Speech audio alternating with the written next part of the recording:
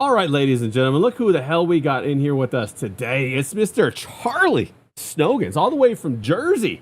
And not New Jersey, Jersey. not Jersey City, somewhere in the suburbs of Jersey. Maybe it's Jersey City, I don't know. Charlie, how you doing, man? I hope you've had a banger week. Let me go ahead and fix your window. What's going on with you, bro?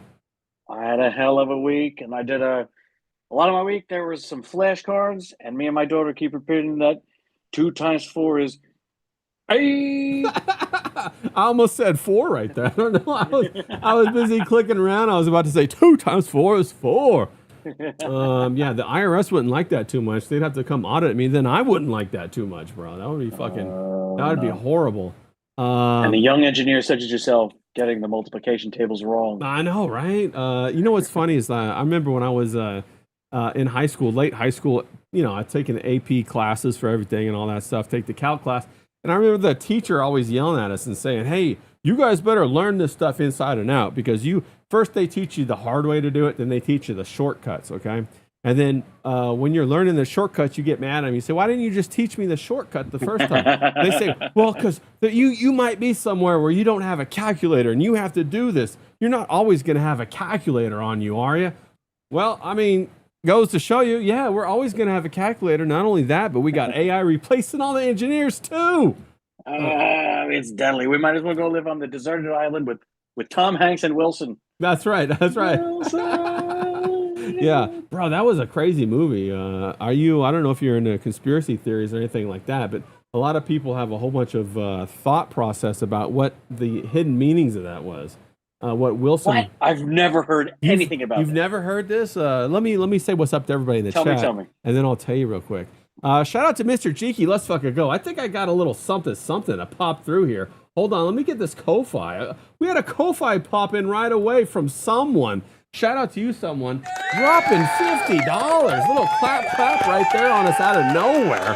Fucking loving that. Let's go. I hope we earn your $50 today. I know we will, because Charlie's a big talker and we have a good time. Shout out to Mr. Cheeky in the chat. Shout out to Seashell SoCal. We got P Sizzle hanging out there too. Shout out to you, P Sizzle. Who else we got? Heidi Ho out there. Shout out to you, Heidi Ho. King Yeti, what's going on? He says, howdy, heathens. Howdy back at you, bro. No, but I don't know if you guys in the chat know anything about what I'm going to talk about, but there's a whole like hidden occultic kind of thing that people talked about with that Castaway, that movie Castaway. And when he made that palm print on Wilson to make that face, apparently that palm print is a big thing in the occult world. And there were even sweatshirts made with that palm print. And they would appear in like the VMAs, and I think Lady Gaga wore some, and they're a little bit like, I don't know if I can say it on YouTube because I know that it gets flagged pretty big time, but yeah, if you remember that movie that Johnny Depp was in, where he was playing Hunter S. Thompson, have you ever seen that movie? Fear and Loathing. Fear and Loathing in Las Vegas. Do you remember the drug by any chance that he took when he was up there in the room? He turned everybody into a reptile. Do you remember that drug? Yeah. That's the drug that they say that represents. The handprint. The handprint. Yes. Represents that drug. Yeah. Was it LSD? No. It's the drug that basically what they say that they do is they freak out and torture children, then they bleed them to get the adrenochrome. Adrenochrome. That's what they say that is. It's a sign for adrenochrome. Yeah. The handprint. Yeah. What? If we get going and you talk enough, I'll go search it out. Give me a second to jump on the old. You like that? If I can jump on the X or the the old Google, I'll find it for you. But that's ridiculous. I've never heard. And if I don't find it, I'll send you a link to some videos about it. Yeah, we got a lot of people that are really into that conspiracy stuff, and I know the conspiracy stuff was, bro. We all know. If you don't know, the CIA made up the word conspiracy term to like kind of throw people off the track back in the 60s, 70s area, much like they made the modern art. We talked about that last time, where we touched on it, I believe, back in the 30s. About how they wanted to inject this, crazy making philosophy into the visual arts world for a couple of reasons. Number one is to break Russia Yes. Because Russia has a very strong tradition for the last 200 years in fine arts, and I would say they probably are the capital of the fine art world, even till today. They're St. Petersburg. Their College of St. Petersburg Fine Arts. It's a 7-year program. Even today, Charlie. I don't know if you know that, but Really? yeah, I did not know that. and it's very rigorous. It's like a year. It's like the full year. You don't just go for half the year, but it's a full year. It's all you start out drawing live models, and it's very very rigorous. I thought about going to it once upon a time, but then I went and I studied with somebody over in Taiwan, and he had actually went to that, not to the college itself, but he visited it, and he learned. Dude, you've been everywhere. Taiwan. I've been to a lot Russia, of places. I've been Costa Rica. I've been to a lot of places. Yeah. Did you break a bone in each location? No, no. I've only broken a bone. I've broken my right arm when I was younger, showing off for a girl. Okay. Oh, yeah. Tell me. Yeah. What was So this? I was at. We were all at church, right? Church had just let out, and the playground was in the back. Whatever. And of course, all the kids gonna run around and have a good time, and the parents are gonna get their coffee or donuts and all that stuff. And so there was this playground out back, and there was this girl, and her name was Rachel, and I had a crush on her. I think I was like maybe 8 or 9. And early. Okay. Yeah, they were doing these cherry drops or whatever. And I jumped up there on this bar to show off in front of her, but I was sitting on top of the bar instead of doing a cherry drop. I don't know if you're familiar with what a cherry drop is. You hang on it with both your hands, and you kind of rotate your body through itself, and you rotate around and drop, and you land back on your feet. Okay. I didn't know that had a name. That's a cherry drop. Well, I was sitting on top of the bar. I was so excited to show her. Okay, and she had to actually come. I was like, oh, well, let me show you. Man, I don't know if I didn't. Wasn't like I really had a romantic crush on her. I was just excited. I was excited. She was cute. You wanted her to think. Yeah, he's cool. she. I don't know. I got around her. I was excited. I was younger. It wasn't a romantic thing. I just loved being around her. You know what I'm saying? And did you kiss her? No. I had no idea about that stuff back then. None. I kissed a girl in kindergarten. Well, I mean, like, what did you thinking? Like, it was like your sibling, or because I know when you're a kid and you grow up and you're kissing people, you could easily, like, your mom would say, "Go kiss Aunt Judy," and you're like, "Here, Aunt Judy." Mwah. You know what I'm saying? I have 2 Aunt Judys. But I didn't kiss them like that. Nice. But in kindergarten, I did kiss a girl by the pencil sharpener. Oh. Lizzie O'Brien, adorable. Us Italians, we fall for the Irish girls. Why not? It's what happens. I don't know why it happens. We like the freckles or something like that. Got her, kissed her, kindergarten. Fantastic. I did things on the jungle gym to get her attention as well. Let's go. See, young men have the same kind of idea. 100%. But I did not break my arm doing it. Yeah. Oh, yeah. We got King. You broke your arm. I broke my arm, bro. King Yeti in the chat is correcting me on what the face of Wilson is. It's really this other term. Now, this other term is. I thought it was either adrenochrome or this other term. The other term is a term that was found on Anthony Weiner's laptop. It was a file, and it was named Frazzle Drip. I don't know if you've heard about that. I have never heard that. That will get you taken off YouTube or get your thing paused. But I'll have to don't say it. Yeah, I'll have to tell you about it sometime. But okay, back to my story, right? So there was Rachel, right, and she was all she looked like a princess in her dress that she would wear. She looked like Princess Peach, bro. Like from the Mario. She looked fantastic. Like, I mean, it wasn't like I was like, I had no concept of, sexualization. I just thought, wow, she looks like a doll, just put together perfect. I mean, her mom and dad. I know I like this. Yeah, and I was I don't know what this is. Well, I felt a kind of way, right? I was like, wow, that makes me feel kind of excited. Wow. So anyway, I said, come, watch me do this. And so I went over there, right? And I was sitting on top of the bar. I was so excited. I thought to myself, I remember the thought. I thought, wait a minute, this isn't how you do a cherry drop, okay? And I fell backwards on the bar, and then I flipped like this, and then landed on the ground, and I got a compound fracture of my right arm, and it was in the shape of a Z, like a Z, no. Like it was popping out the skin, all that good stuff, right? It came out.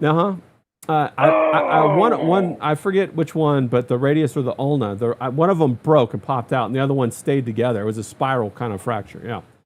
And so I sat there for a second, and I looked down, and I lifted up my arm, and I couldn't feel it no more. And so then I went to my parents, and my dad at that time, he was teaching Sunday school or something like that. And I walked up to my mom. I go, Mom, there's something wrong with my arm. And she was like, wasn't exactly tuned into the gravity of the situation because I was still in shock.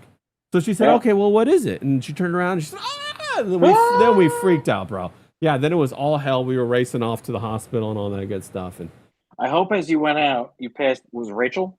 Yeah. And you went, dig that, baby. No, I was so damn embarrassed. I was so embarrassed that I messed it up. And then, I didn't see her again for a little while, a couple months, I think. But I was just like, oh, man, I had to wear the whole cast and everything like that. And I was just like, oh, man. So that was horrible. You did it right. The cast. Did you get her to sign the cast? Yeah, I got her to sign the cast. Okay. I got everybody at the church to do it, at school to do it. Everybody was doing it, and I hated the cast. But I did learn how to use my left hand during that time, and I got really good at it. So good that when I played baseball, I could switch hit pretty good. And I Me too. Yeah, there you go. Was my gig. And I could still to this day write pretty well with my left hand. So I was at a point in my professional career, I was drawing for the NFL. I was drawing Deion Sanders. I don't know if you remember, maybe about 10 years ago or so. Yeah. Deion Sanders and Eli Manning. Yeah. They had wings and they were throwing pixie dust on shit like that. Yeah. When I was at the ground floor of making that plan for that, and I was stippling. When I was stippling, it was the first time I had, I don't know if this is in beer, this is the Cintiq, the big Cintiq tablet. And I was going dot, dot, dot, dot, dot, dot, dot, dot, dot, just hammering with my hand, pop, pop, pop, pop, pop, and then drawing for 24 hours in a row. Just, I gotta keep drawing. Yeah. Then fall asleep for 4 hours, and they said, we need more. Okay, wake up. I drew the storyboard for it. Eli Manning, pixie dust, dot, dot, dot, dot, dot. Idiot. I should have just got a brush. It's on Photoshop. There you go. Just a brush that went. Yes. But I did the whole thing by hand, and I stippled it. Dot, dot, dot, dot, dot. And before you know it, I had a problem with this tendon right here, and this tendon here, the anatomical snuff box. You know the anatomical snuff box. I got you. And it became I got you. I got Deeker vein syndrome and an inflammation tendonitis, and I had to resort back to the lefty. I started just drawing left-handed. The stranger. That's it. Not only the stranger, you can also go when you go continental grip plus the stranger. You got a whole other thing, bro. A whole new world. So you had to draw left-handed. That's crazy, bro. Yeah. How long did you have to do that? It was about a year, and my agent at the time said, "I'm not telling anybody. You're just going to do it. You've been practicing." I took sort of a month off, and I practiced round hand handwriting. Yeah. Round hand is the type of hand cursive that the founding fathers used. Oh, fantastic. So I would do copybooks. You know what a copybook is? Yep. Where it's you just repeat the same thing, and I did lefty, lefty, lefty, and then I just started working left-handed. And because I was obsessed with Don Mattingly as a kid, and Leonardo da Vinci, so I was already halfway there to do lefty. Yeah. And you were doing the same thing, dude. Yeah.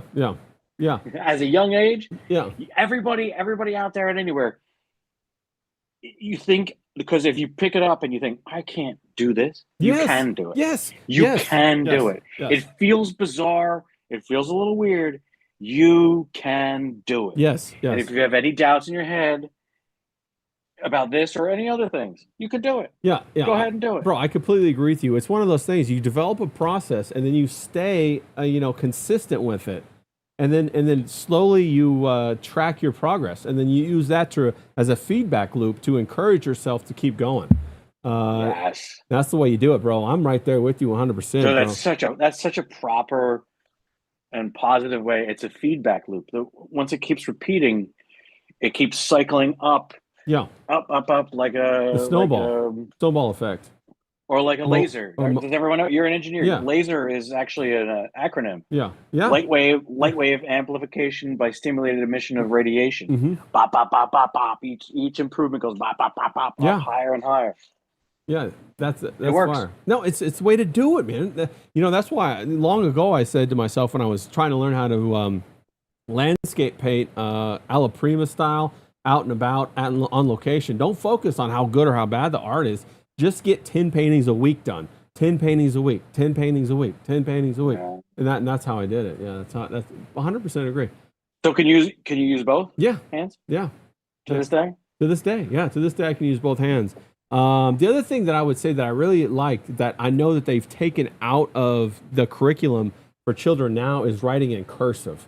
Yeah, it's huge. I know a lot of people say, well, they don't need that. They're on the computer. Who needs that? But there have been studies that show that when you put pen to paper and you do this stuff, it changes not only the way you think, but the topology of your brain. Does it really? Yes. Yes. In fact, if you're trying to recover from a traumatic experience, a lot of therapists, part of the therapy is doing journaling, but you have to do it with the pencil, with the pen, because it flows out of you. When you're keyboard typing, no, it doesn't flow out of you. It doesn't connect at all. No, it's the same thing when you're taking notes. Like when I was an engineer, I had reams and reams of sketchbooks. I did have sketchbooks too. But no, when I was in school, I had reams and reams of notebooks. And I got so proficient at taking notes that I would just bang it out. And then I would photograph it after I wrote it in my mind. And I could just remember the page. And then, of course, I would go back to verify if I was right or wrong. But that's how good it got. And it wasn't because I was like some gifted person. It was because I went through that process of writing and then snapshotting that into my mind, and then I could remember the pages. Like, have you heard of those mind palaces that people talk about? Yes. It's like a memory Sherlock palace. Holmes. Yeah, exactly. Sherlock Holmes with Benedict Cumberbatch. Good episode. Huge, dude. Because I could even tell you, once I was outside of an education system, I was listening to podcasts and drawing nonstop. And as I'm drawing, I like to draw in 18 by 24 sketch pads, the full size dealie. And I would always keep that underneath everything, and I would draw on top of that. And then if I was doing work, I would just keep it on top of that. But I had this lively sketchbook that was just underneath what I was doing for commerce work. And whatever I was listening to, whether a history or politics or comedy, whatever I was listening to, I'm making a sketch. Yeah. And as I'm making the sketch, I'm making notes. Yes. And as I'm listening something, and I'm making the sketch. And then, so this is what I think attached to what you're saying, how much my memory and knowledge is attached to the activity. I might be listening to music or something, and maybe I made a drawing and a note about, Thomas Sowell says, whatever Thomas Sowell or Milton Friedman says something. And I make that note up there. When I see the drawing again, I can remember the note I made. Yeah. So they're like tangentially connected. So when I was a kid drawing in class, they say, stop drawing. Yeah. But like, my memory's attached to what I'm doing, and I'm making a note now about phospholipid bilayers. Yes. In bio or chemistry. And if I'm making the drawing and then I make the note, the two things are connected. Yeah. And when I see the sketch, I remember the information. So in a way that I can't if it's not attached to something. Well, that's that memory palace kind of thing that they talk about, where you have this visualization that encapsulates that piece of information. And you use the visualization to access like a drawer, a dresser, the information within. And I have the same experience. I can remember I could think about different drawings right now and remember the different notes or what podcast I was listening to or what they were talking about. Because I do the same thing. I go through a ton of podcasts. I'm always looking for new podcasts, new stuff. I listened like you, a lot, Thomas Sowell for a long time. All of the Patrice O'Neill stuff, the Black Phillip stuff, Bass Phillips. Yeah, all of that great stuff, and then all kinds of other stuff besides that. Like I've been listening a lot of Kurt Metzger. a lot of different things. Oh no! Oh no! Oh no! Well, and like Professor You are Zhang. down the rabbit hole, my friend. Oh, I did, yeah. Well, because I want to know if it's real or not, right? I don't go down it thinking, oh, yeah, but maybe all this is real. Like I'm in Disneyland. I'm like, okay, well, how does this square up with what I know that I can verify about reality based upon math and patterns and technology and things that I've learned that I know firsthand. I don't go in And there. that's interesting because you can really apply because you've got the math, the engineering. You can really apply it. Yeah, yeah. The Disney stuff. I don't see conspiracy stuff with Disney.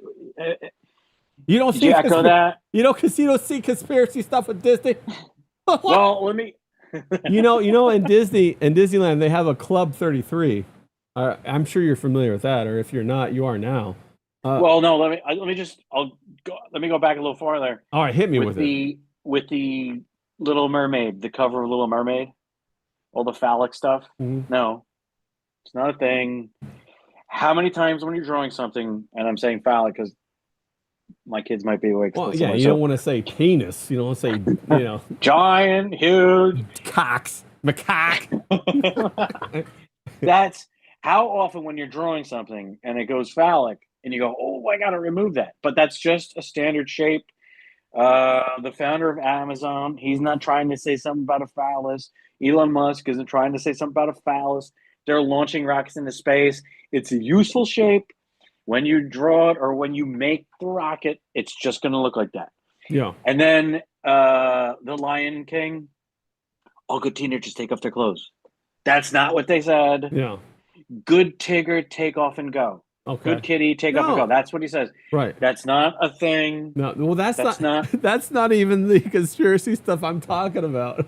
All right, so I'm diffusing those old ones. I would consider those benign. Like I would even consider those the work of maybe an angry artist that maybe if they were real that just slipped them in there, right? I don't think that I wouldn't use that to think Disney's out to get whatever. I don't know, but there's a lot of other things. All right, so tell me the big. All right. Well, the big one. There's a ton, and let me just thread them together. You could feel free to stop me or interrupt me at any point. Objection, Your Honor. Objection. Hearsay, Your Honor. Well, first of all, Mickey Mouse, right? Mickey Mouse, Steamboat Willie. There is an early cartoon. I'll see if I can find it here in a minute, but it's of an initiation ritual into a secret society. That's one of the very first cartoons that Disney produced. That Walt was in? That Walt produced. Yeah, Walt Disney produced. It was back in the 30s. It was after Steamboat Willie. It was maybe in the 40s.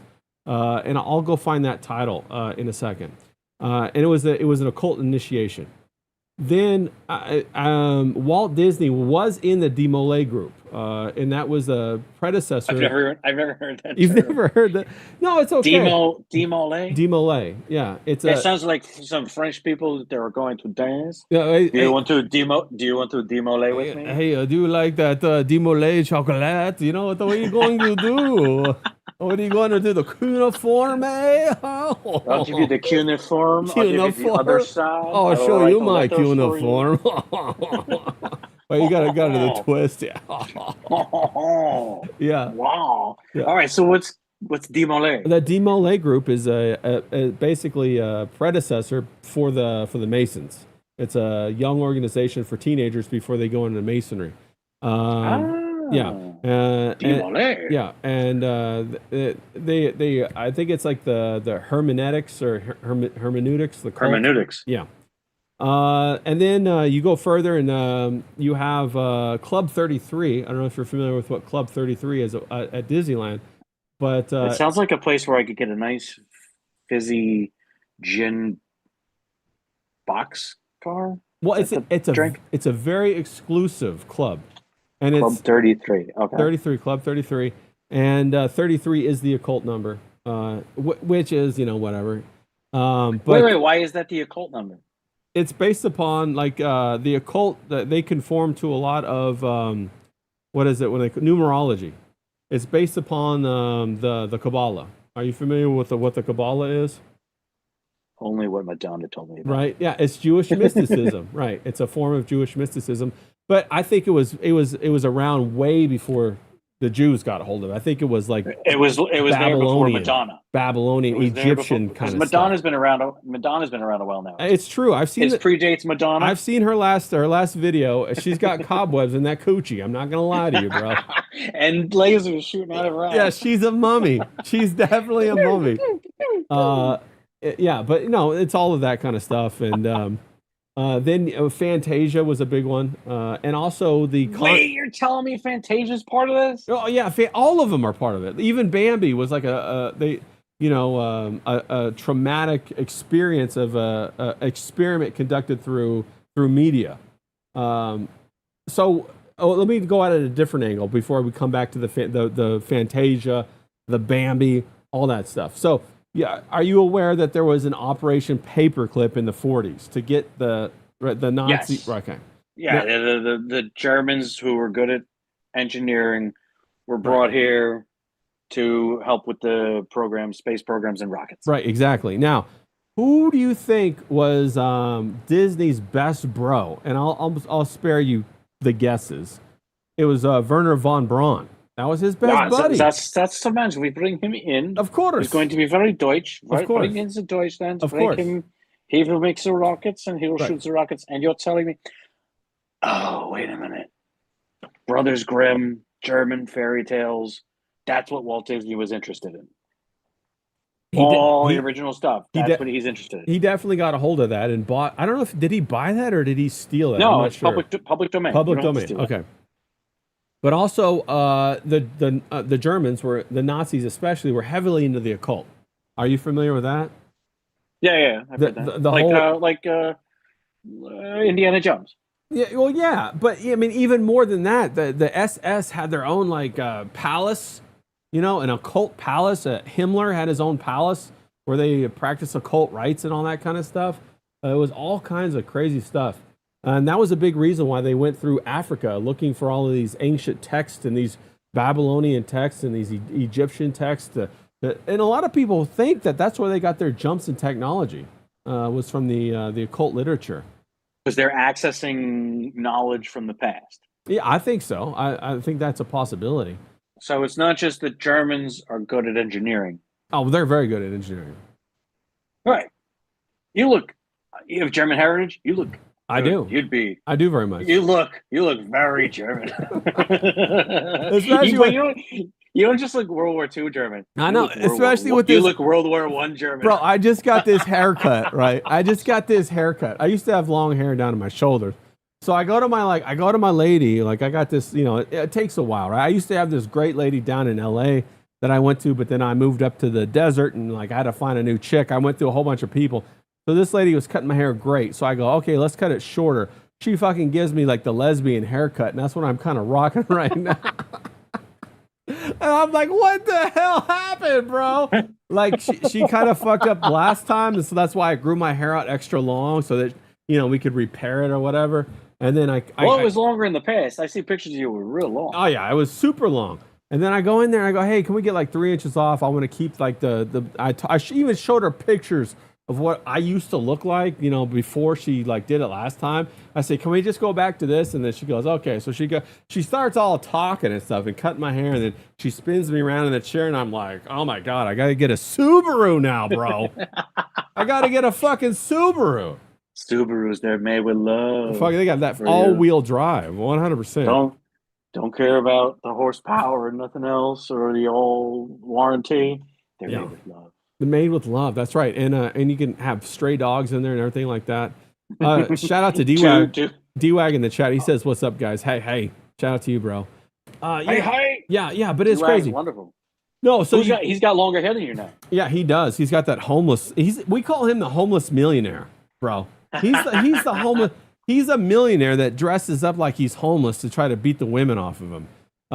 Shout out to James too. James in the chat. We got South London James in the chat. He says, shout out to you, Charlie, 100%. But Ben Sherman shirt for our friends in London. Yeah. But no, so okay, back to the occult of Disney. So Disney has a whole bunch of these tie-ins, all this this occult stuff throughout all their movies.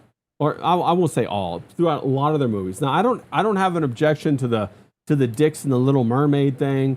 I don't have an objection to what the sex that Mufasa he falls down and it says sex. You know how they say that in the Lion King. You're an artist. That stuff happens. It's not, you draw something, Yeah, and then you look back at it and you go, "Why is everything pointing to his crotch? yeah, I yeah. didn't mean to do that. That's just that. Those things happen. Everything looks like dicks. Yeah, well, I don't even. Yeah, it's true, but I don't even mind that. Like, even if he, And then Disney's going, I'm going to make all queefs. I'm going to get queef, wall to wall queefs.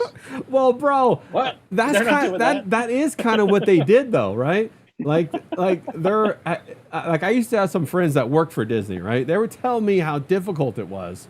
I had friends that worked for Disney. I had friends that worked for Sony. Some were in animation, some were in all kinds of other stuff. They told me, like, bro, it's like extremely LGBTQ, like almost like a religion over there. And so I was just like, oh wow, Really? because at one point I thought, of course, didn't you at one point think maybe you would work for Disney? Did that ever cross your mind or no? No, because long ago I heard they got paid squat. Yeah, I knew that, So I bro. said, I have no interest in that.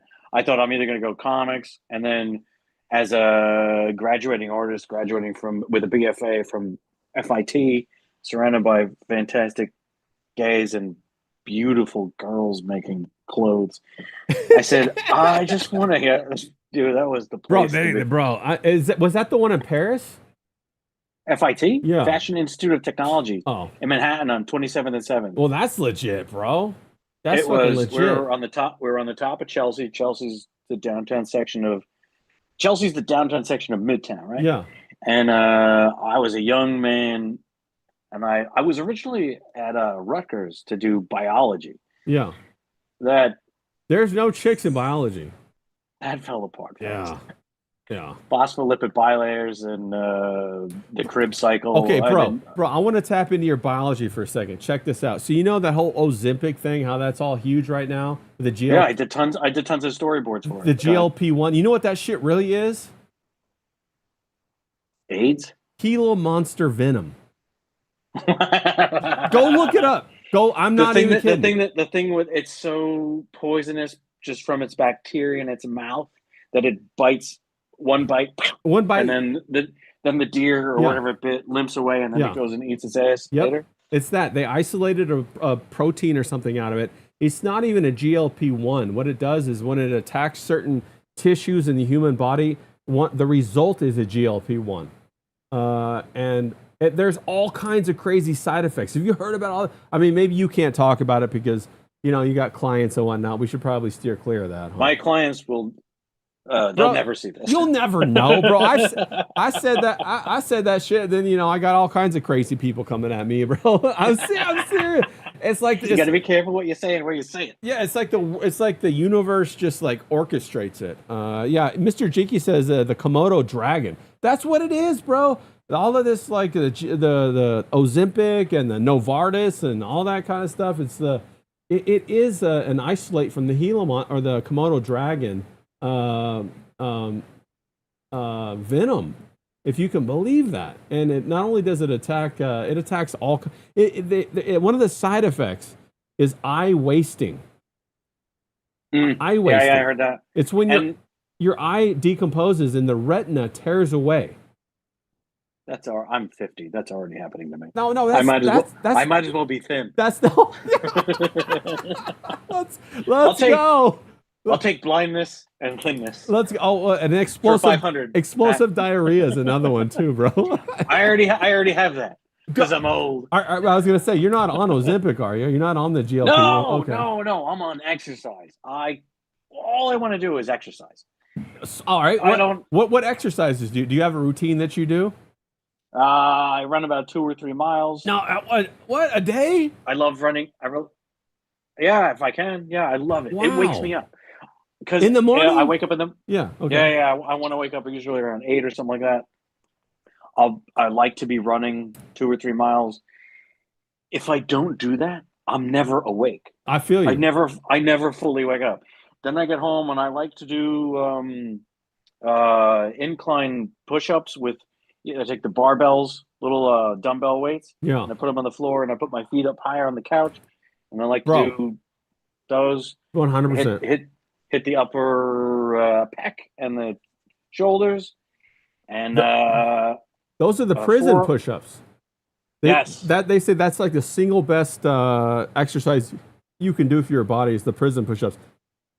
You combine push-ups with pull-ups on the bar. Yeah. You got everything. Yeah. You've done everything. Yeah.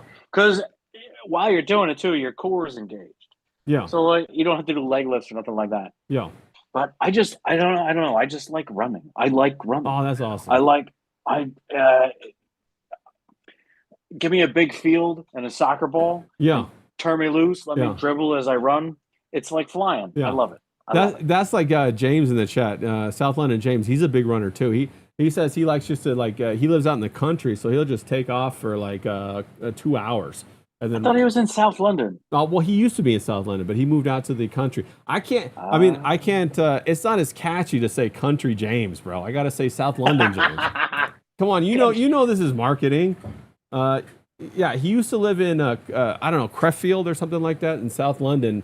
And Country James in South London, Jimmy. that's the Scottish version, bro. That's if he was in Ireland or some shit like that.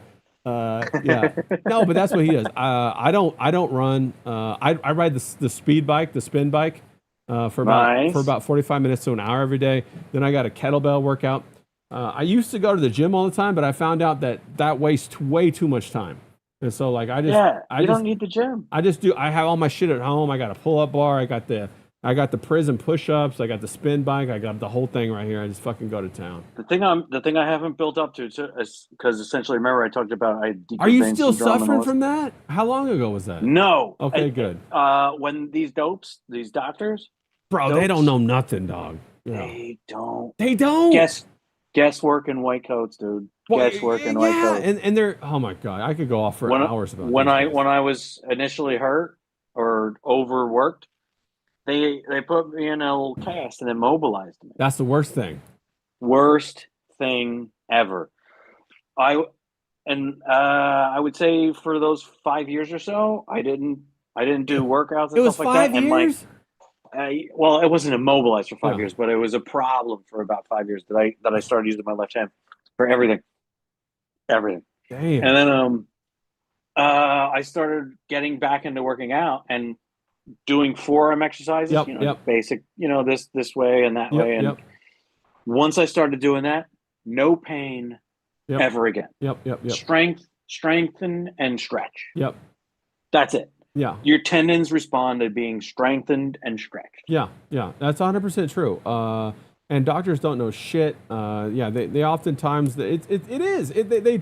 Bro, my big thing is even after the whole COVID thing, they pushed the vaccine out on everybody, and even still to this day, they're like, yeah, that probably wasn't the best idea.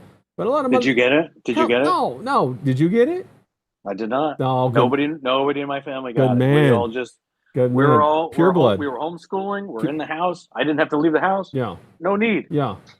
Even to the point of my amazing wife who made this mug right here. Well, that's nice. That's nice right there. I'm drinking wine out of it. It's got a thumb dimple in it? It's got a thumb dimple in it because she's brilliant. That's clutch. So when you hold it, you put your little thumb right there. Shit. And your hand is right all there. There you go. Bro, the wife's got skills. I like that. She's mad skills. Yeah. Brilliant. She wanted to go to she and her sister got pretty angry about lockdowns and stuff like that. Don't blame her, yeah. And they wanted to go to the January 6th rally. Oh. And I listened to enough shows and I said, I heard things. Don't go. Thank God she listened to you, bro. Don't go. Well, I had to argue. There was quite a bit of arguing. And her sister went. My wife did not go. Her sister went. And no problems for her. But good. I mean, how many people who were vaguely involved 5 years of because prison. They wanted to protest. 5 years, old ladies, young people. Brendan Straka, just I just looked over the side and went. Yeah, you're in jail. Then it comes out that they have a whole bunch of FBI people inside of it making it happen, bro. That was just making it happen. That was just disclosed within the last month, on the record. Wild. It's so nuts. also that it takes so long for that simple information to come out, even though 6 years ago or 5 years ago, whatever, 4 years ago, 3 years ago, I don't know, bad at memory, Yeah. keeping track of time, when they were interviewing Rand Paul saying how many FBI agents were in the crowd. Yeah. Yeah. And that guy would just, who, I don't know, I can't remember. I'm a layman. Yeah. Who was it that would just say, I can't tell you? Yeah. That's nuts. Yeah. Talk about conspiracy theories, Yeah. Disney or otherwise. Well, and then there was that. How many did they have? They had That's that one. crazy. They had that one guy on camera instigating people to storm the Capitol, and then he was never arrested. And then it came out that he was an FBI asset of some sort. They didn't want to admit if he really was FBI or just an asset or what. I forget his name. Maybe somebody in the chat will know it. But I'm sure somebody. His name was quite popular. Yeah, and he was an older guy. It was all over everything. Yeah. Chip. Yeah, but that was wild. But I mean, bro, how many fucking points did you just bank with your wife when she saw the aftermath of that? She only resented me for it. Oh, what? What? That's how it works. What do you think? I'm earning brownie points, bro? No. Bro, that's foresight right there. And she got mad. She's like, "Oh, this motherfucker." She was only angry with me that I prevented her from going to a good party. Yeah. Not that I said, I'm listening to these things and I'm telling you not to go. Yeah, and then the next day she said, I missed a good time. Oh, man. No. You're not married. You don't know how it works. When you're dating, you compliment the other person so they're around you a lot. And then when you're married, you insult each other so you get your space. That's okay. So that's the difference. Get your space. And then Larry David said it right, which was marriage. You're not working together. It's a rivalry. Yeah. It's a rivalry. That's it. 100%. He's the funniest guy ever. Yeah, Seashell Soka in the chat. She says it was Ray something. The guy the name of the guy. Yeah, he was a Ray. I remember that. Yeah, Ray. Because I was like, that's my name. Yeah. How dare you take my name? Yeah. And destroy it in this public way, bro. By being a total. It's so funny because I only met the only Rays I was Ray Epps. She said, yeah, that's who it was. It was Ray Epps. Yes. Yeah, everybody. That guy was everywhere, man. In his red MAGA hat, he was everywhere, bro. 100%. No, it was funny because when I was younger, the only Rays I ever met were black, and so I was always kind of like, But when I was young, everybody called me by my initials, RP. So all my family called me RP, my friends called me RP, and then when I got into school is when they started calling me Ray. Patrick is the middle. Patrick is the middle. Please tell me your last name is a G. It's no, it's not. It's an S. So you could be RPG. Yeah, no. Well, I'm facts, bro. I'm RPS, Rapid Postal System, is what I got deemed with. That's right, and it is a German last name. Yes, you were correct on that. What's the last name? What is it? Seitz. Yeah. Seitz. Yeah. It used to be with a Z, but they changed it to an S. Yeah. I got you in my sights. That's right. Yeah. And they changed it when they came over from Germany because they were back then. People hated Germans, bro. Way back in the day. We all. Let's be honest. We all still hate the Germans. No, I love the Germans. Okay, I'll tell you what I hate about the Germans is that the Germans. They're letting the Germans just played Curacao in the World Cup, and they Sieg held and goose stepped all over those guys. Oh, did they give the Romans salute for real or no? Or they just destroyed them? No. They just destroyed them 7-1. Oh, they were like, them. What are you, Caribbean? we're goose stepping all over your Caribbean asses. Well, we all know the Caribbeans are just there to fucking have a barbecue. The soccer, the football is just a side gig. Hell yeah, dude.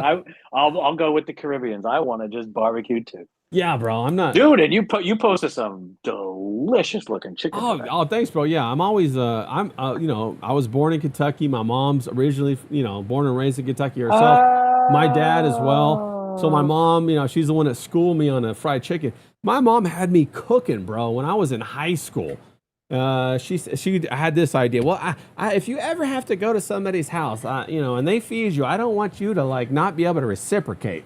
And I was just like, what, you trying to make me into the help, Mom? I'm supposed to be gentry. I'm supposed to be the gentry, bro. I'm landed gentry. What am I doing cooking? What am I? I'm not going in the fucking help's quarters, bro. I'm not going down there with the servants, bro. Come on. All right. Jesus. So how did your Kentucky ass get over to San Diego? All right. So When I was young, my parents they moved out to Oregon at one point because my With the dad. Mormons? No, Oh wait, that's Utah. my dad was in TGI Fridays, and he was a fantastic bartender. And so they said, okay, we're opening up TGI Fridays everywhere. We want you to go open all these stores.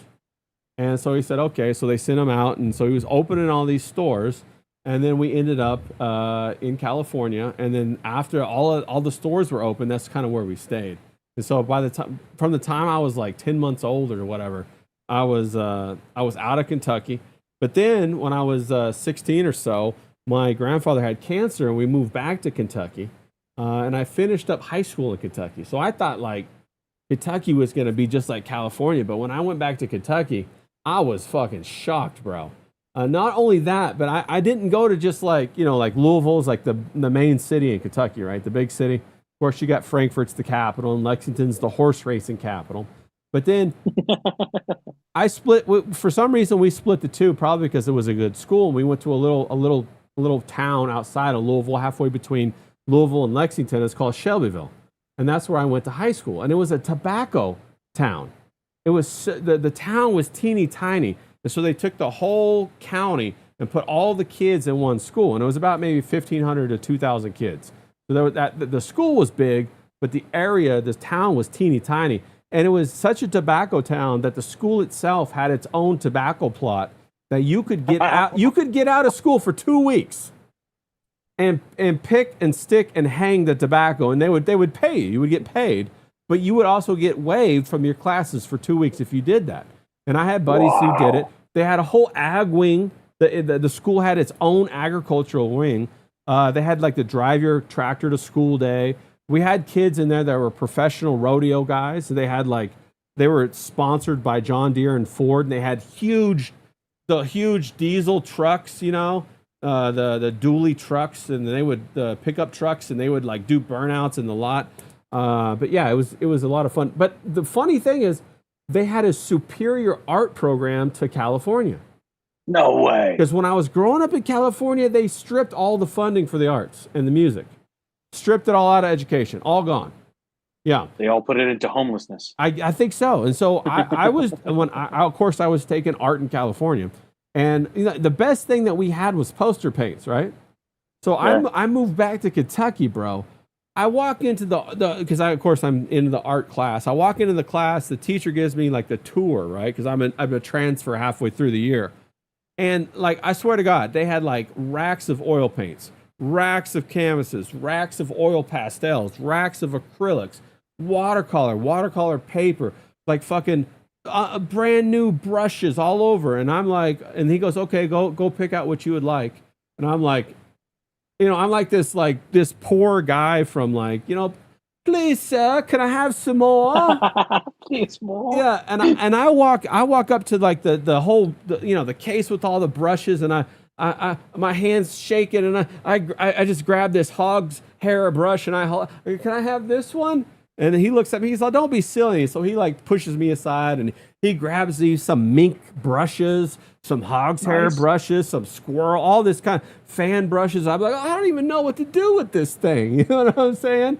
And he's like, get some paper. And I'm like, paper. I don't, so it was quite a difference. Yeah. So the Kentucky art scene was way more far superior, welcoming than the California.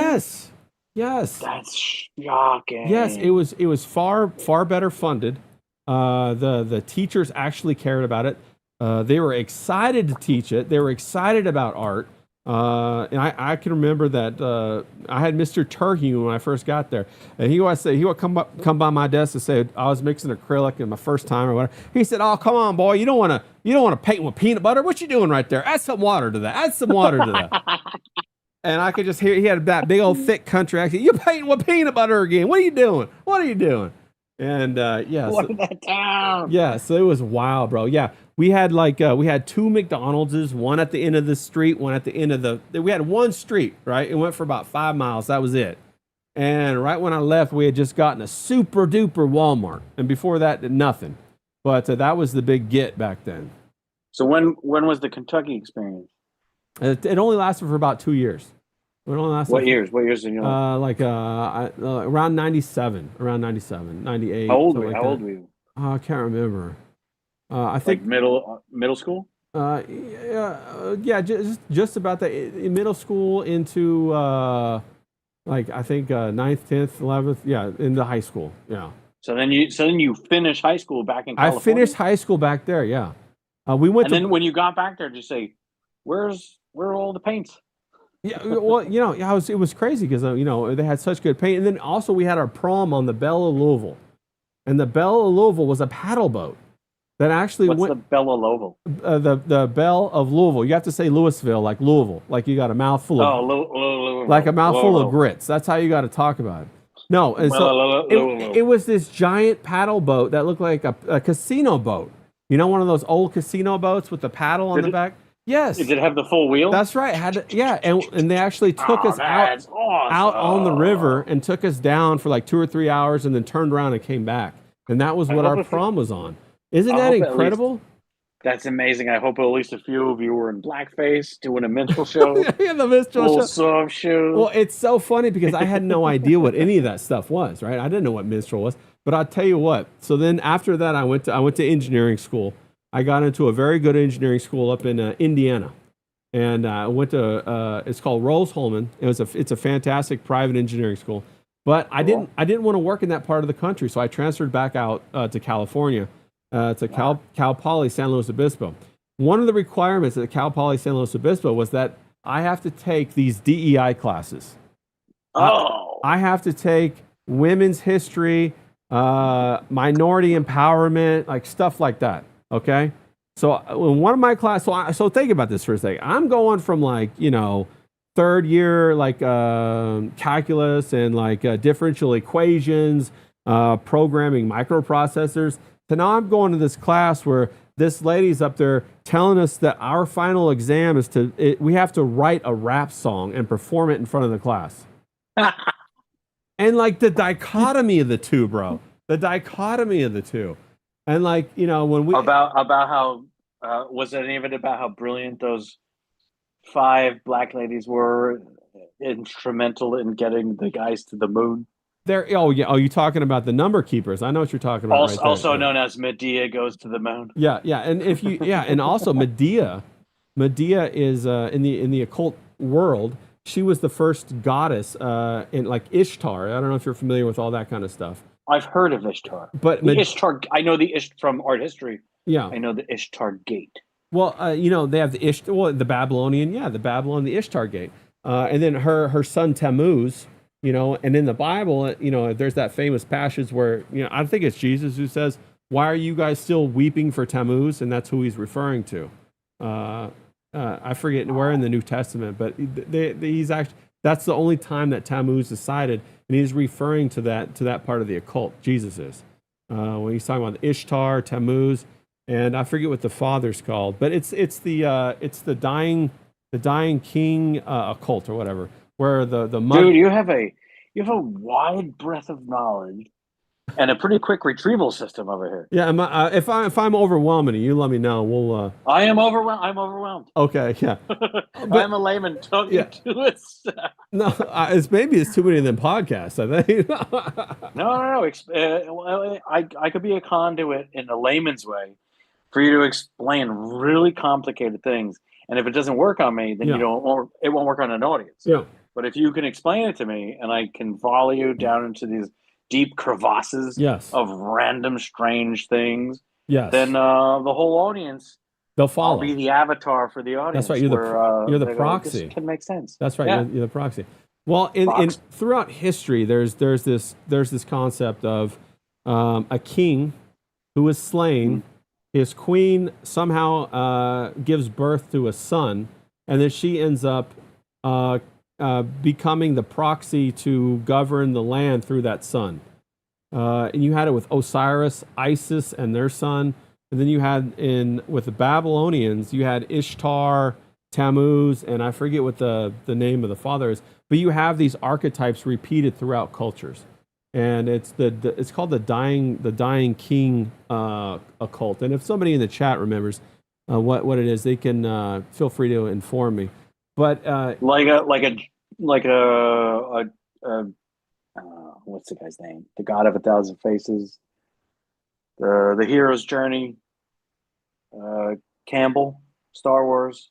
I'm, I vaguely know what you're talking about, but I'm not. Is that attached to what you're saying at all? No, I don't think so. This is more of like the occult, as in like the myth of Osiris was that his brother got angry at him and then chopped him up into 13 pieces Yeah, and threw him into the river, into the Euphrates or the I forget whichever, The the Tigris and the Tigris. Euphrates. Yeah.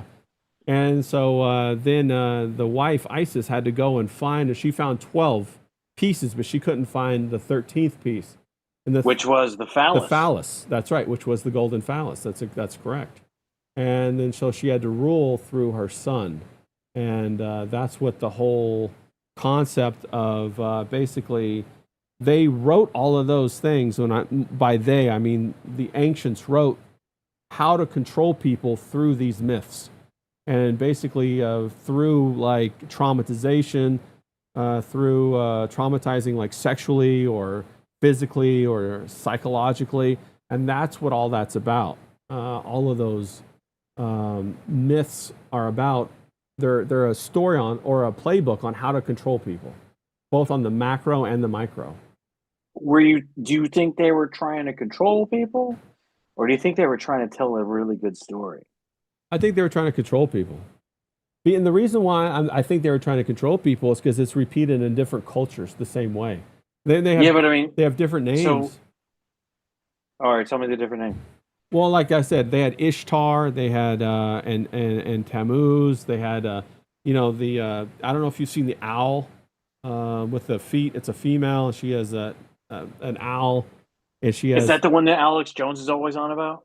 I think that's Molech. So that's not the same one. Molech is actually the god that Baal and Molech is the one that the Israelites and the Babylonians sacrificed their children to.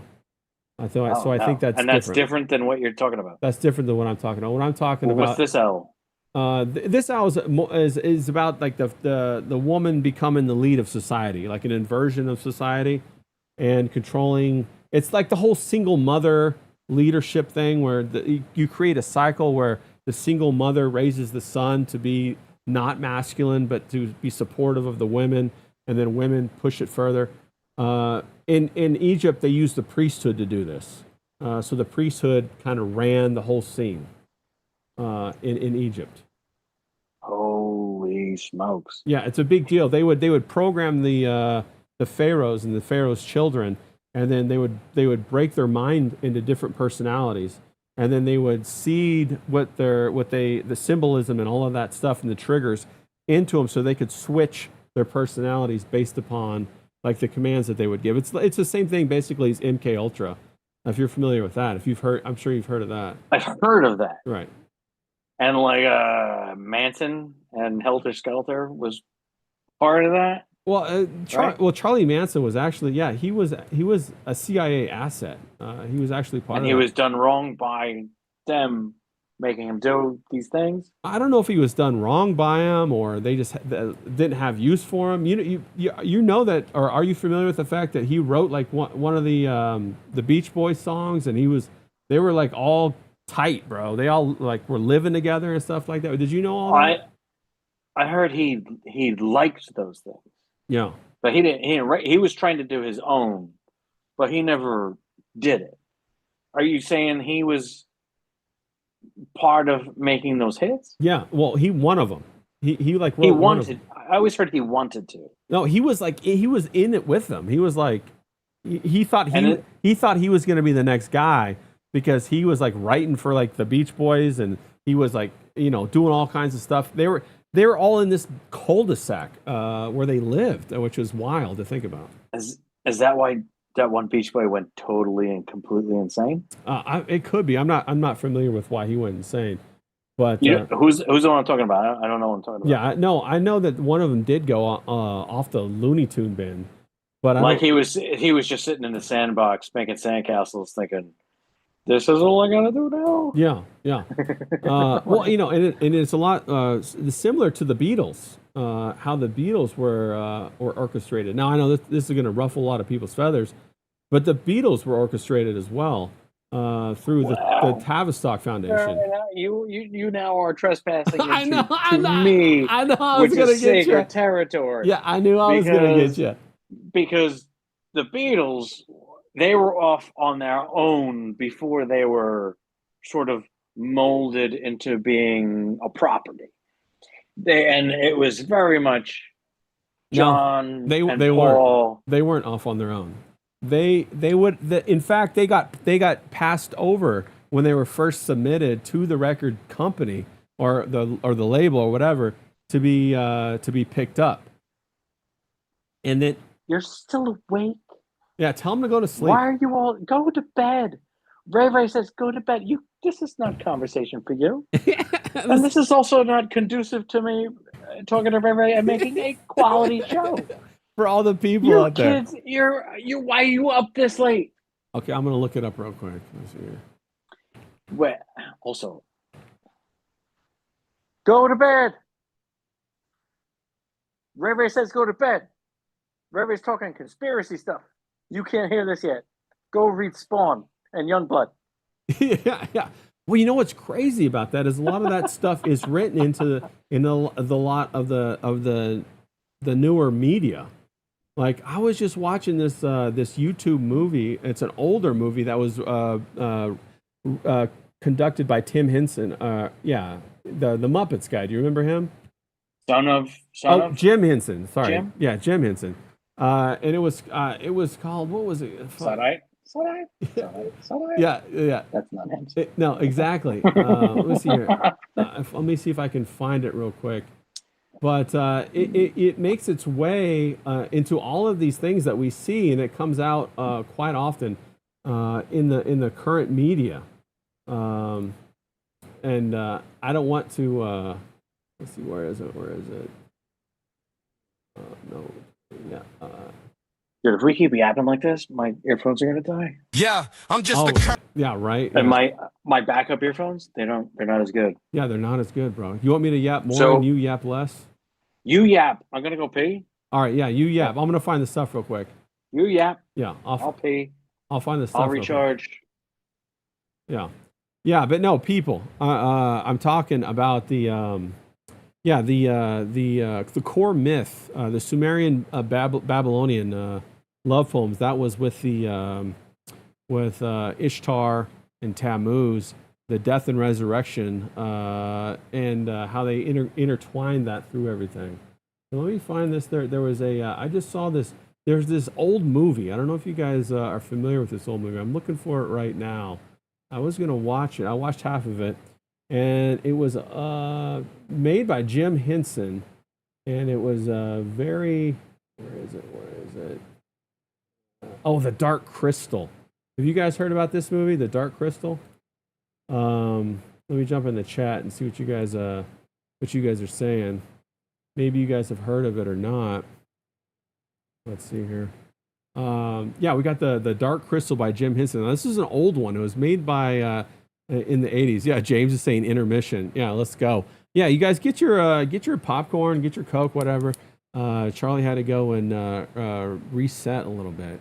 Yeah, I think it was the Beatles that we were talking about. He was like, bro, I don't want to talk about the Beatles. What are you talking about? But let me see here. Let me find this. Where's this Dark Crystal? Here it is right here. It's this movie. It's on YouTube for free. Let me pull it up real quick. It was this puppeted movie. I don't know if you guys have ever seen this. It's called The Dark Crystal. Let me come back over here. Let's see here. Where am I at? Full screen. Nope. Zoom. Nope. Right here. We got The Dark Crystal. Have you guys ever seen this? It was a Jim Henson thing that he made. It was pretty crazy. When did it come out? 1982. Anyway, this was a whole bunch of Kabbalah kind of stuff that was intertwined through this movie. And I came to find out that Jim Henson was into that kind of thing. But that was pretty great. Yeah. David Bowie, I think, is in it. Yeah. Pat says she owns it. It's a fantastic movie, bro. This movie is incredible. And the stuff that they talk about, like, is crazy. Now, a lot of the stuff that you think his imagination at first, like you think about like, the Alice in Wonderland, that was like a tremendous one, or, I'm trying to think of some other ones. They're actually based on occult principles and things of that nature, and it's pretty crazy. But Occult principles. Yeah. Holy shit! What? Oh, I was talking about this thing called the Dark Crystal. I don't know if The you've Dark with David Bowie. yeah, with David. Oh, David Bowie's another prime one, bro. Yeah, David Bowie. Him and his wife kidnapped or invited her, and she went. They had a 13-year-old sort of concubine. Do you know that story? No, Yeah. I believe it though because all the rock stars are like that. The Led Zeppelin guy too. Oh yeah, well, both of them. Page. Same Yeah. girl, Jimmy Page. Same girl Yeah. who was way into all them. She went off with David Bowie and his wife, Yeah. and she was into them and just engaged in flagranto delicto. Yeah. Do we all know that saying? Yeah. Then Jimmy Page. Yep. She went with him too for Yeah. years. Yeah. 13. Yeah. Everybody who's up in arms about Epstein lists or whatever, anything like that. It's what happens. It's horrible. Well, what's very interesting is that, like, Elvis, right? Elvis is like a really good example. I mean, him and Priscilla, Yes. when she was, I think, 13 or 14 or something like that. Then you have all the rock stars. Chateau Marmont in California, down in LA, right down the road from where I am right here. There was tons of magazines that would, document like the rock and roll, like back in the 70s, and they would talk about these groupies. But they were all 13, 14, and 15. And it's so they would effed up. They would pick them up. They would go pick them up and then bring them to Chateau Marmont. And like dudes who are working at Home Depot ready to cut your lawn, they would pick them up. Well, they would and just get in. They would, they would, and they would, like, the roadies would pick them up and they would go, and like the Doors and all of them, bro. They're all in on all that kind of stuff, and it's part. You know what it is? It's Crowleyism. Aleister Crowley had a huge influence on classic rock. That weirdo English guy. Yep. He was a huge bro. He was a huge influence on the Beatles. He was in their on their album cover. Crowley. Yes. He was which one? Pepper? Salt and Pepper Band, or what was the one with the band? Salt and Pepper Band. What's wrong with you? Was it no? Sergeant Pepper. Yes. With that one with all the people. He's in it, bro, and they even referenced Crowley a couple times. Of course, they had they had the baby eating, like, I don't know if it was an album cover or if it was a marketing a poster, but they had the whole thing. All right, well, I'm gonna for all of my life defend the Beatles. No, it's okay. They're to me like messy. They're beyond reproach. You can't even. You're naming the greatest rock bands. You don't have to mention them. They're like naming the greatest footballers. Don't mention Messi. He's out there. No. He's past it. Mentioning the greatest bands. No, well, it's funny because we understand the Beatles are out. Well, Messi was on the island. You know that, right? Don't you? No. Yeah, Messi was. There's photographs of Messi on the island, bro. Yeah, you can Google that shit. No. Yeah. Come on. He's the gentlest, kindest, low-key most guy. That don't mean nothing. If you want to go up on the ladder in entertainment, you got to go up the ladder. You know what I'm saying, right? All right, keep going. So, what are you saying? He arrived there at one point. He was on the island, and there's pictures of him on the island. Yeah. When people take pictures of him and girls pose with him, he puts his hands behind his back. Yeah, so he's not touching anybody. I mean, yeah, I get it. And you're saying he was on? I'm not saying any more or less than that. There's pictures of him. There's evidence of him from when he was younger in his career on the island. Epstein Island. And what do the pictures show? Let me see if I can find him. He's with some guys. I think he might be like in his underwear or something. I'm not sure. Oh, yeah. I mean, that's not a big deal though. I mean, like, but he's on the fact that he's on the island's a big deal. But You know, I mean, maybe he just didn't have any swim trunks, right? Billionaires, they don't have extra swim trunks lying around. You know what I'm saying? Well, they can't afford that. Can't afford. I got a submarine, but I don't have extra swim trunks, bro. Come on. I have an international submersible, Yeah, exactly. Well, but I don't have. Ghislaine Maxwell had a whole like a license. She was licensed to do the submarine. She was licensed to do that. You know that, right? That she was a submarine captain. Yeah, I gotta fix your audio real quick. Let me get that. Yeah. No, but see, Submarine. when you start talking about these people, that's when it kind of gets funny because now it's tied into the fact that they were like your emotionally from your youth. You know what I mean? Like I loved all the classic rock guys. My favorite classic rock band is Dire Straits.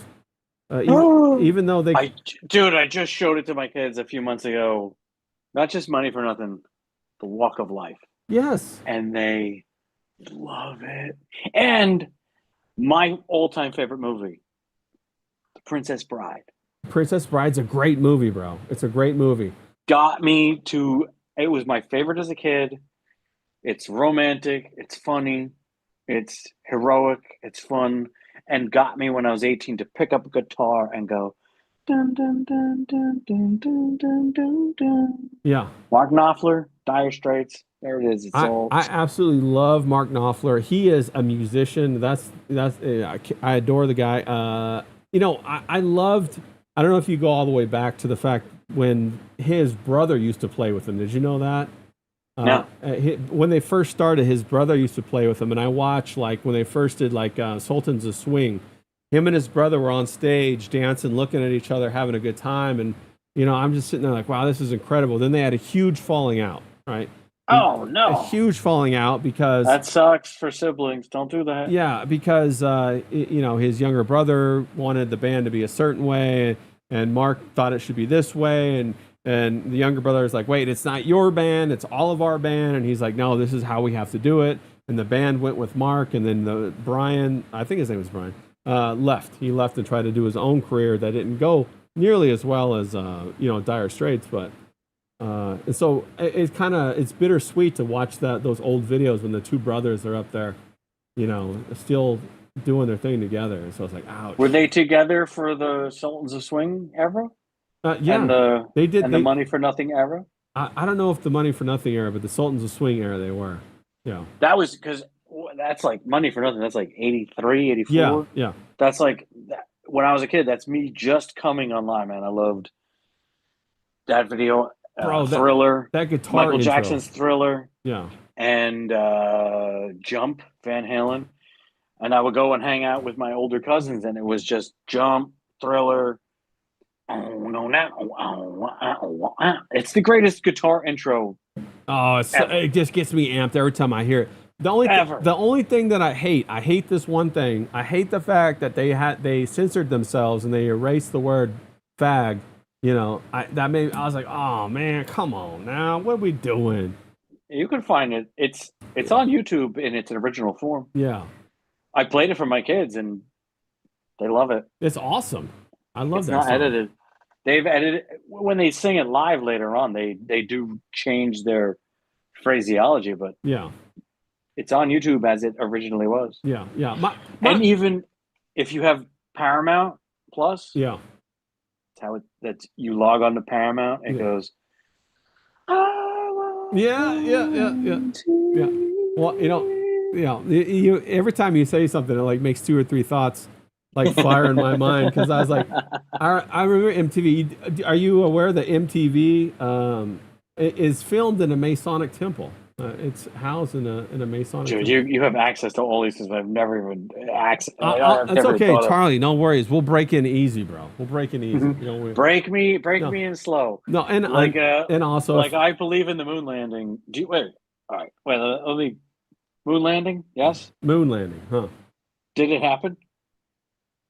I don't know, man. It's those 3 black chicks who did the numbers in the long form division. Medea goes to the moon. Dude, I don't buy it, bro. I don't buy it. And then they had the Jeep The broken down Jeep with the lawn chairs, and that was their vehicle, their lunar vehicle. I don't know. Now we can't All get right. there because of the Van Allen belt, bro. There's a lot But of wait, well, but Artemis, they blew right through the Van Allen belt. They went past the moon. They went around the moon. okay. And I was talking to my wife is a doubter. I'm My a wife, doubter. I'm a doubter. my I'm wife, on your my wife's side. wife who made this Yeah. Snogeki ceramics. Yeah. You could find her there. Yeah. Thumb indent. You can Wait. drink wine Does out she of this as well. does she sell? Does she sell though? Yeah. She's on Does Instagram. she have a website? Snogeki ceramics. You could find all the things she sells and makes Yeah, let me pull that on up. Instagram at Snogeki Snogeki ceramics. She's out there. She from the garage. She makes all the ceramics, sells all the ceramics, and homeschools the kids. And Wow, what a what woman, bro. what a woman, and Let's go. also the hottest chick who has ever walked on earth. And she does all this while homeschooling the kids and arguing with the children nonstop. And yeah, she's out there. Snogeki comes from. So all right, so I hate to derail. What we were, No, we'll get no, back to our. that's the nature of our conversation. That's what makes it We'll interesting. we'll make the weave. Yeah. We'll weave. We'll Yeah. weave. We'll weave back. So my mother's side is all Italian. Laborioso, buongiorno. My father's mother is Raynon, but my father's father was an idiot Polak guy who came here from Poland, and his name was Kazimir Snogeki. That is a badass name. That is a badass name, Yeah. and this retard changed it. What did he change it to? He changed it to Charles Snoggins, Oh, so that he wow. could fit in with the Americans. Yeah, yeah. That happened to Because me too. Kazimir Snogeki. Yeah. Wow. And he thought, no. Let me pick something that the Americans will understand. Snoggins. Yeah. Charles. Yeah. There are no Snogginses. No one can pronounce it. When people read it, they say Snoggins. Yeah. No. So he picked a name that didn't exist, unfamiliar to Americans, like a true Polak. He changed something that could have been easy to read into something that was difficult to read. Yeah, yeah. Well, because that's what I asked you when we first chatted. I was like, "Hey, can you tell me how to say your name so I don't look like an ass?" Yeah, because I was like, No. If you pronounce it wrong, it's not you that looks like an ass. It's us that looks like an ass. no. Us dumb Polacks. My one quarter Polak comes shining through. Yeah. So I just have a giant history of Italians from coast to coast, Yeah. Laboriosos, Buongiornos, Raynones, and even to the point where it was in that part of the American history where all the Europeans, it was the Italians came over from 1900 to 1920. Uh-huh. And huge, I have a lot of relatives that I don't know who went to Argentina because I know something about Argentina. All right, well, conspiracy theories abound because so many Italians were turned away in the 1900s to the 20s because the WASPs that were here, the white Anglo-Saxon Protestant, we hit them with the WASP thing. Yeah. I guess that's derogatory, but that's what they were. Yeah. And they didn't want us here because we would bring crime. And secret to secret, we did bring crime. Yeah. I was gonna say, was your family like bootleggers? Did they run rum or anything like that? Yes. Oh, holy shit, dude. My mother always said her father, Michael Laborioso, always told about his father. He was a street kid who was adopted. He used to just pick up in the West Side. He would just pick up cigarette butts that he found to smoke. But he said his adopted father, because back then everybody had 10 kids and they swapped. Yes. And wait, swapped? Swapped kids, just sort of like I have too many and you don't have any, so I'm gonna give you 4 of my kids. What? That's like the orphan trains. That's what it reminds me of. Yes. Yeah. So you know about the orphan trains? Yeah, they would just get. I have too many, and so Aunt Marianne, she's 42 and doesn't have any kids. Yeah. Sure. So some of them 12 kids that the farmer lady from the Italian heritage just sends them over, and Michael Laborioso got sent to Richard Laborioso, and he's going to raise him. And Richard Laborioso, his he would always say his first memory as a kid was they were running Canadian rum up the Hudson River. Let's And go, Huck Finn style, right there. that's right. So there was Huck Finn was convincing you to pay the fence. This motherfucker saying, he said the guy that was driving the boat, because booze was fine in Canada. Yeah. Hence Canadian booze, Canadian whiskey. They ran it down the Hudson River, and he said, so my grandfather said, "I'm scared. They're shooting," and he said, "Don't worry, we paid them. They're shooting over our heads. Oh, they're making a show of it. Just they're yeah. shooting over our heads, and we're getting this Canadian whiskey into Manhattan, and that's our job." That would have been so badass to be a part of that. Hell yeah, dude. Yeah. That was my grandfather. Yeah, that would have been so awesome. That's the laboriosos, which mean laborioso translates directly to the laborer, the worker. Yeah. Laborioso. Then the other side was the buongiornos. They were the farmers. And buongiorno, and anybody that speaks a little Italian or even Spanish knows buongiorno translates to good morning. Yeah. Buongiorno. Yeah. So my grandmother's name was Annunziato Buongiorno. Wow, fantastic. That's so like culturally rich right there. I love it. Annunziato translates to the Annunciation of the Virgin Mary. That's what I was going to say. It sounds like Catholic a little bit. Very Catholic. Yeah. So then Annunziato Buongiorno, they changed her name to Nancy. Oh, you're Nancy. Stripped Welcome it down. to America. Stripped it you're down. Nancy. Yeah, damn. And there was another guy, Buongiorno got translated. So I don't know how we got here, but no, that's incredible. Yeah. Go on. You're the Polak side. No Polak. I don't have any Polacks in me, bro. German. Yeah, German. I had an uncle who did that. He was a bootlegger, a runner, a delivery man. But he was locked in with the Masons. He was pretty high up in the Masons, so he was all up in Does that attach seamlessly? Seamlessly, bro. Seamlessly. The Masons are behind a lot of stuff. They're like a general arm of management that, you know, when you talk about like government and bureaucracy grinds everything to a halt. Well, the bacteria of masonry is allowed to flourish because of that. Dude, you said bacteria of masonry. It was like the never-ending joke of when Mr. Burns is running the casino. Do you know what I'm talking about? Yeah. And he's turning into the germaphobe, and he's got his feet in Kleenex's boxes.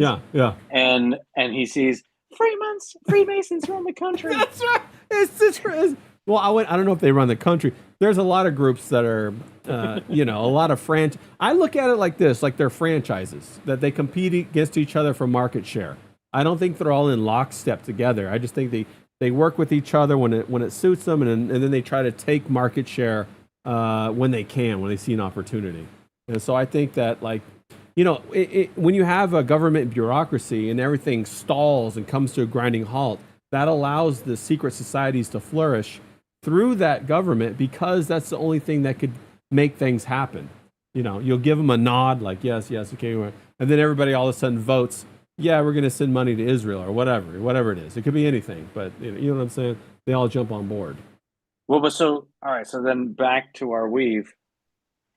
You don't think we landed on the moon? Well, bro, okay. From an engineering standpoint, right? I think. Listen. I'm gonna go get some wine. Go get some wine. Go get some wine, and then I'll tell everybody where they're going. Let me jump in the chat. Keep talking. I can hear you. I'm gonna jump in and say what's up, everybody in the chat. What's up? We got James going on. James, how you doing out there, bro? I know you're up. It's 3:00, I think, where you're at. I got a James clock on my wall now since I talked to James over there so much. Kelly Cat, shout out to you, Kelly Cat. Yeah, CISO SoCal, she says, I just saw that chat. Where did it go? Yeah, she said, Charlie, it's true. I know it hurts about the Beatles. Yeah, I didn't know we were going to get into the conspiracy stuff, but it sure is fun. True about the what? About the Beatles. She says, no. And you know what? The other thing too is like I'm perfectly fine. Like I think, like, if somebody wants to have fun and enjoy the Beatles, I'm not going to be here trying to, like, tell them all this stuff about it. What's true about them? I can enjoy the Beatles too, man. I don't care. See, as far they might have been the first engineered boy band, but before that engineering took place, they were off in Hamburg, hammering out their songs that Paul and John wrote together. It's all, I did the thing, I wrote the thing, and all giddly goes. They were that. Yeah, I've got a guy who researched the hell out of them, and I don't know if you know about there's a theory that John was killed, right? And he was replaced, Paul. It was Paul McCartney, right? That he was killed, and he was replaced by a guy named Billy Shears. Billy Shears. Are you familiar with that? Did you hear about that? Yeah, that's in Sergeant Pepper. That's part of the joke. That's right. That's them being creative. Right, and then he wrote a book. He wrote a book about it, and it was called The Memoirs of Billy Shears. And it was. But wasn't Billy Shears the alternate name for Ringo's real name? Oh, I don't know about that. I'm not saying that you're wrong. I'm saying I don't follow the Beatles. I wasn't like a huge Beatles fan to begin with, and so when I came across this conspiracy about the Beatles, I just looked at it because it was interesting. Like I'm not partial to their music one way or the other. Oh, I'm very partial. No, and I understand that. I'm super partial. Well, it's a lot like when I heard Stairway to Heaven, and they all said that if you play it backwards, it says this and that. And I'm like, oh man, come on, man. It just sounds good. It just gets you going. You know what I mean? It does just sound good. It sounds so good, bro. Especially when they play it like. I could ask 1,000 questions about 1,000 things, and I want to come back to all the conspiracy stuff, but. I could ask a way simpler question. Yeah. Why are English people so good at rock and roll? That's a great question. What's going on there? What is it? That is a great question. I also asked the same question, like, why are they so good at acting? They're tremendous actors. And storytelling. Right. Just basics, Shakespeare, storytelling, and Arthur Conan Doyle. Sherlock Holmes, storytelling. They have a whole infrastructure of theater that we don't have here in America. We got to ask James. Yeah, South London. Yeah, we'll ask James about that. But no, they do. What's happening? James, how come everybody in England, James, if you're listening, I see you in the chat. How come everybody in England's so good at music? Like Mark Knopfler. You got the British Invasion, Eric Clapton, the Beatles, the Stones, the Who. Everything. It's all the best. That's not even punk yet. We haven't even hit the punk genre yet. There's a tremendous amount of punk that's fantastic, and it's spread throughout the entirety. One theory is that Tavistock. Okay, so I keep mentioning Tavistock. I don't know if you're familiar with Tavistock. Before I learned all this stuff, I didn't know what the hell Tavistock was either. I think sounds like a type of paper. Yeah, doesn't it though? No, but what are you drawing on? Right. I'm drawing on Tavistock. Watch out! I got watercolors on this page. Gouache on my Tavistock. Yeah. All right, what's Tavistock? Well, Tavistock, we have something over here called the CFR. What is that term for? Are you familiar with the CFR? That Charlie's fucking rule. Oh, what is it? Let me find it real quick. It's a CFR. No, it's not that. What is it? Council for Foreign Relations. Council on Foreign Relations. Yeah. Okay. It's independent, but everybody that goes through there is either anointed to become a senator or congressman or something like that. Well, Tavistock is their version of it, and it's basically the social engineering arm of the government. It's like soft power. They're like you think about whenever they say a think tank, that's what they're referring to. I used to think, oh wow, there's a lot of smart people that get together and think about things. Maybe I can go be a part of that. And I'm like, no, I found out what it was. It's not that at all. It's people who are pulling strings behind the scenes to make things happen, from a legislative point of view. And ours is the Council of Foreign Relations. Theirs is the Tavistock. And anyway, I think that they orchestrated the British invasion. That's what they called it, tongue in cheek, and it really was that because the Beatles were the first of the British invasion to change society and create this concept of pop culture. and create this frenzy that basically they would stamp the barcode on every generation thereafter. And so you have a Beatles generation. You have a no? Holy moly! Wait a minute. You're saying the Beatles were orchestrated, Yes. and the British invasion, was orchestrated as Yes. a government molded operation. Yes. It wasn't just these Organic. guys are incredibly talented. We can't replicate this. Nobody could deny how amazing this is, and now it's coming at you. Right. You're saying it's orchestrated? Yeah. So Well, then is George? You're saying like George Martin's part of it? Like, is he the connect? Is Paul the connection, or is George Martin the connection? You know what I'm saying? Is the lads with their boots and their shaggy mop top? I understand they were groomed once they were sure. the way they were. Are they in on it? Like, Yes, and that's why people suspect that John Lennon was killed, was because he was going to pull the flag and like spill the beans. so Chapman wasn't a random wacko who was No. into. In fact, they don't even think that he was the assassin. They think that he was the fall guy. Wait, oh no, no. This, hope that. I know it's a lot. It's probably not even real. It's probably not true. It's probably a bunch of hokum. But I thought the same thing. And then the more and more I'm like, okay, well, let me see. Let me do the research. Let me see. Certain threads started to come together, and then I'm kind of like, and I can't make that happen for you, and I'm not asking for that to happen for you either. I'm saying like, if you want to figure it out, it'll come to you. But I'm not. You can't convince somebody of this stuff through a conversation. It has to marry with your own truth that you know in your mind, and then you're like, oh my God, I see the patterns. Well, that goes for anything, pretty much, right?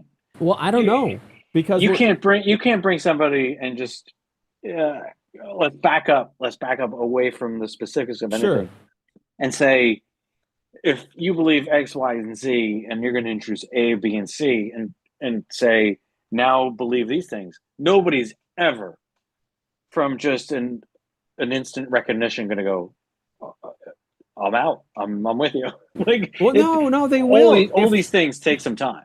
Right. And it's because something else has already existed in its place. So when we're brought up in school, right, and the school system is based upon, what is it, the Prussian system. Our modern day school system is, right? I mean, it's based upon that. And then when you look at the textbooks, are all filed to us through the lens of one or two publishers. One of those publishers being Robert Maxwell himself. You start to think, wait, how do I know what I know is real? Right? And so that's when it's not that, like we talked about this last time, it's not like you doubt everything, right? I'm sitting there, I can do long division, I can see how that works. I can go in my chemistry class and I can put this and this together and watch it turn green and have phenolphthalein. I can put together a circuit with a microchip and watch the feedback and have the experimentation and understand how it works. But I'm talking about like soft doctrine. I'm talking about like when we're going out there and we're trying to formulate like the compact that we have in society. Like what is that? The social contract that we all are supposed to abide by, right? Like you and I, we have a social contract. We develop a rapport. I think because of who I think I am, I think I understand who you are. And now I kind of think we're on the same page, right? And we go forward with that. That's kind of what I'm talking about. That and a lot of those things come to us from school. That's why I'm so pro homeschool. That's one of the. I was also homeschooled, by the way, for a while. Oh, you didn't say that, Liz. Yeah. No. I'm sorry. Yeah, I was homeschooled for a while by my mom. In fact, people called the cops on her because she homeschooled us, and the cops came with CPS. Yeah. Wow. Yeah, and in California, and in California, you have to file as a school, and you also have to file and have a principal that's not the same person as the one that's teaching the child.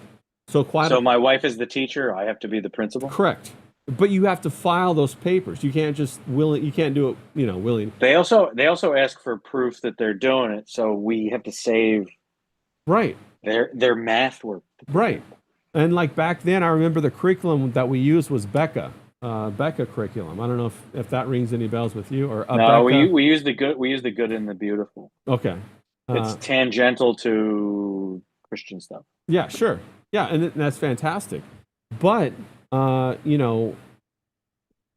lot of that plays into the school system with the information that you and I and everybody else is taught out there that already exists and generates biases on our own part that we inherit but aren't ours, but we think is us because it's married to our identity as we grow.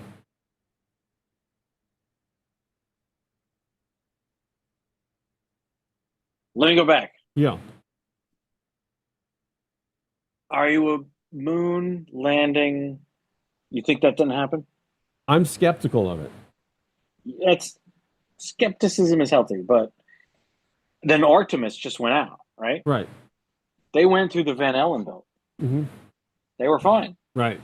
They went around the dark side of the moon. Well, okay. They came back. All right. Let me ask you then. Like, I'll just make an assumption that you're Christian, right? Because you said it before, yeah. And in the Bible, it teaches about the firmament and the dome, right? What do you think about that? Does that conflict with that concept of the moon and space? No, well, you just opened. It's a whole other thing. You just like, I was asking about like XYZ, and you went, what about Q, R, and S? Yeah. Okay. Personally, no, I don't think so. Oh no, my earphones are dying. Yeah. Hang on, wait. Because my other. He's like, damn it. See, this is why I use all of the. I know. I'm just going to talk for a while. I'm going to make you mad, right? I'm just going to make him mad. No, this is why I have wired everything. I always use wire. I'm the engineer and I use wire. You see this right here? Yeah. 100%. Well, shout out to Joe Schmo in the chat. Good to see you, bro. James, he says garage bands have died. A death in the UK. We produce female solo pop artists in mass from the Brit School of Croydon. Yeah, 100%, bro. But I agree. But no, personally, I think as an engineer, I would have everything wired. I don't even have Wi-Fi in my house. I use I have wired Ethernet for everything. You guys, and so that's the way I would go if I were you. 100%, especially with what's going on with Wi-Fi nowadays, and also as they lift from 5G to 6G to 7G, and also I don't know if you guys are familiar with this, but with Wi-Fi, the Wi-Fi waves can actually track the inside of your house. They can map the inside of your house, and so that's pretty crazy. I hate to be a huge conspiracy person, but sometimes that could be pretty crazy. But no, let me check this out. See what else is going. But can you hear me? I can hear you. Yeah, can you hear me? That's the question, my friend. Can you hear me? It's possible that you might not be able to hear me, but it's okay if you don't. I can hear you. I can hear you just fine. I think everybody in the chat. She-Cell Showcow says wire and analog, no computer cars. Yeah, I agree with you. Keep the computers out of the cars. Joe Schmo says judo flip. Shout out to you, Joe Schmo. 100% agree. What about that, Charlie? Are you? Can you hear me now? I can hear you. Can you hear me? Yeah, you sound good, buddy. All right, because I'm swapping earphones, and last time I swapped earphones, and then the rest of the show, the earphones. Yeah, bro, that was right. Yeah, next time we'll just drop out. I don't want you to suffer going through all this kind of stuff. But no, I was just telling everybody that speaking from as a former engineer, I would use wired everything. People, I have wired. I try to use wired everything. I don't even have Wi-Fi in my house. I have everything wired through Ethernet. Hence your earphones with the wires. Yeah, they have wire. Well, where do they plug it into? Right into my computer. Don't have anything. I'm using my phone. Yeah, and the only reason why I say that is because you have a transmitter and a receiver inside of your ears now, inside of your head on those earphones, and they're going to emit supersonic, in order to transmit. But that's just years I've been thinking we're all just using this stuff. Am I just getting head cancer nonstop? No, but it could impact your hearing. I know that people say maybe the head cancer stuff, but I think it could create tinnitus or impact your hearing at some point. And even with the Wi-Fi stuff. Yeah, I mean, my hearing from when I was a kid, Yeah. I used to listen to all R&B and Of course you whatnot, did. Boys to Men, and Motown Michael Philly. Jackson, Let's Boys to go. Motown. I'm gonna do you one. People say I'm gonna do one better. I'm gonna do you one worse. All right, hit me with it. I loved Milli Vanilli when I was a kid. Bro, the only thing I remember about them is like there was like this big shock and all of a sudden they were gone. Like I don't think I was old enough to understand what was going on or anything like that. Blame it on the rain. Yeah. Yeah, Well, yeah. it's so funny. They're having a resurgence right now. Did you see that? They're having a bit Whatever of the resurgence is, it's still not them because it was fake the whole time. Well, I mean, yeah. Oh, bro, I was who was I? I was listening to somebody. It was an English band, and it had a black guy, and he sang Rasputin. Do you know that song Rasputin? The Indigo Girls? No, what was it? Let me see. I'm gonna look it up real quick. How gay are we with the Indigo Girls and Rasputin with his beard done to his knee? I'm getting so old. I'm getting beard dandruff. Do you Oh, have any Do you have any mustache dandruff? no. You know what I do? I put coconut oil in my mustache. There it is. That's how I have to. I need some oils in here. You should I try. have You should try that I have out. I have more beard dandruff than a rabbi. Do you have Costco? Do you go to Yeah, I've heard of Costco? it. Oh no, you don't go to anyway. I go to Costco and they have a huge tank of like coconut oil. That's what I like fried my chicken in today, and I just take that coconut oil and I just rub it in my mustache, and then it hydrates the skin and it stays all nice and crisp and everything. I tried all of those beard all of that stuff. You know what I mean? But I had wax for a while and I did all that stuff. But You use the mustache wax. yeah, I used to. I don't use it now anymore. I just use the coconut We're a whole oil. crew. Yeah, bro. We're a I'm mustache trying to crew. look good out here. Unlike some people who have found fantastic women, I'm still fishing, bro. I'm still out here trying to catch me one, you know. But no, the When was your last date?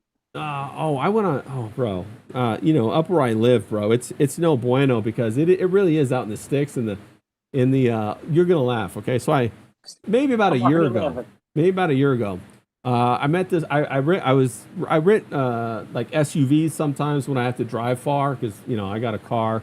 I like to pack up all the artwork and go in an SUV. So I rent an SUV. So I met this girl and I at the Enterprise rent a car and I asked her out, right?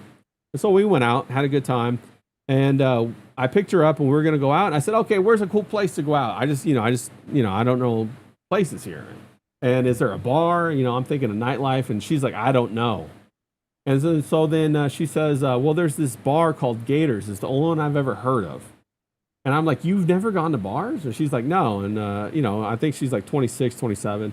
And so I was like, what do you guys do around here? And she's like, hang out. I'm like, what? And so I'm like, already it's sketchy as fuck, right? I'm just like, I'm not buying it, right? So anyway, so we go over to this place. It's a sports bar, okay? And me previously, I'm in LA. I'm going to Hollywood. I've been up to all the famous places in Hollywood and the famous restaurants and all that kind of stuff. So I'm a little bit spoiled, right? A little bit. I got my nose up in the air.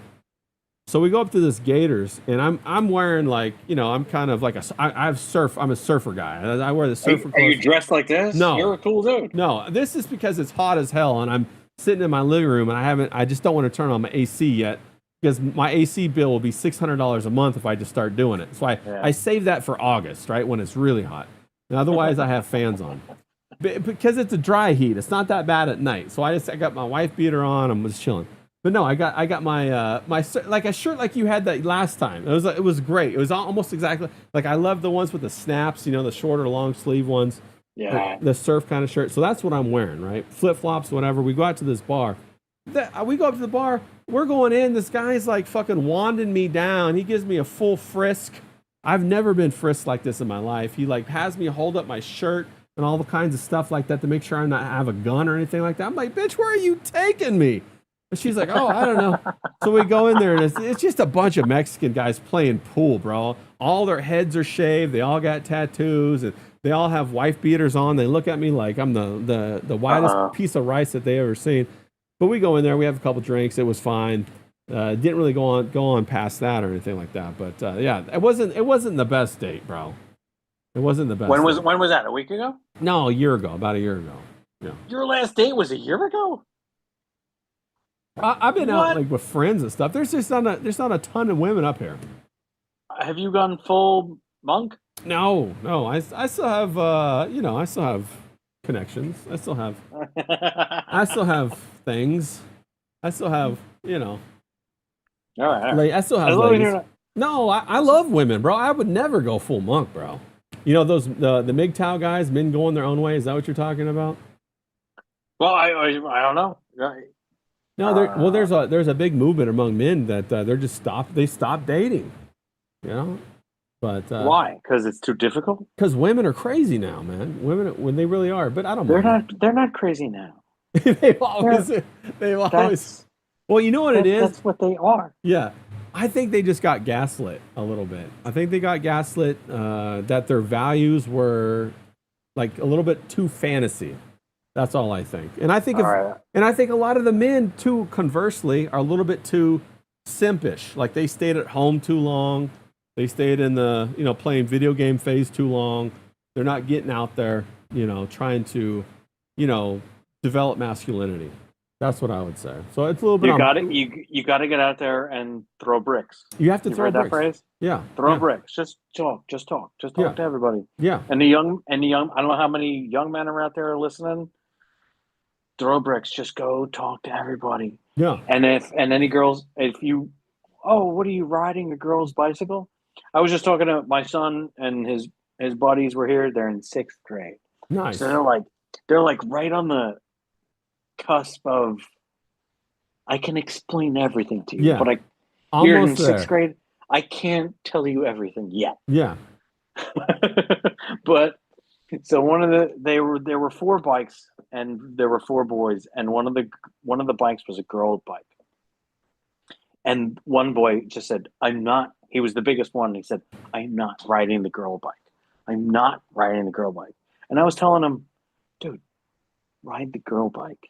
And then when you see the girls, tell them, I'm so tough. I'm so masculine.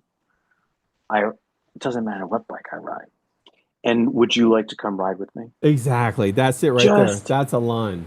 Just find the angle. That's it. Go ahead. That's it. That's what you're supposed to develop as a man, like James in the chat. He's great at this kind of stuff, bro. He's got pickup lines for days. He turns negatives into positives all the time. That's what you got to do. Just turn it. Just keep yapping. Yeah. Are you good at yapping? Oh, just keep hell yapping. Yeah. And then you're an artist. Have you ever again, anybody out there? You're an artist. You can sit alone at a bar. Find any bar anywhere. It doesn't matter if you're in Spain or Italy or America or England. Sit alone at the bar and draw people. If you have a scintilla of quality to what you can do, you want to pick up a girl, draw her mother, the bartender, anybody. Yeah. Draw them. People will come over to you and ask, what are you doing?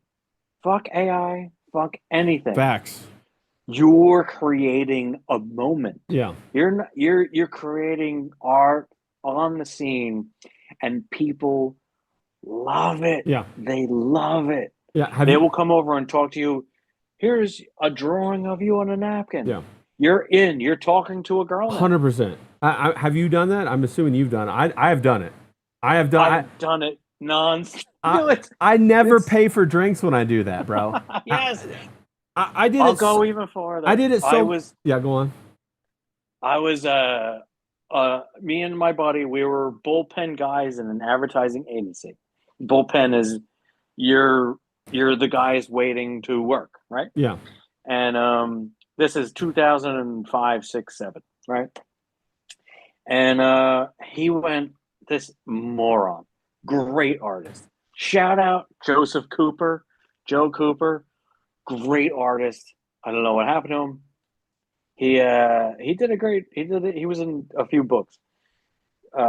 Feast or Famine was one of the books he did. Anyway, we went to a strip club where he was certain Let's go. this stripper loved him. He was just all about, she loves me. And I was going, dude, we're going to a strip club. She doesn't love you. You pay her.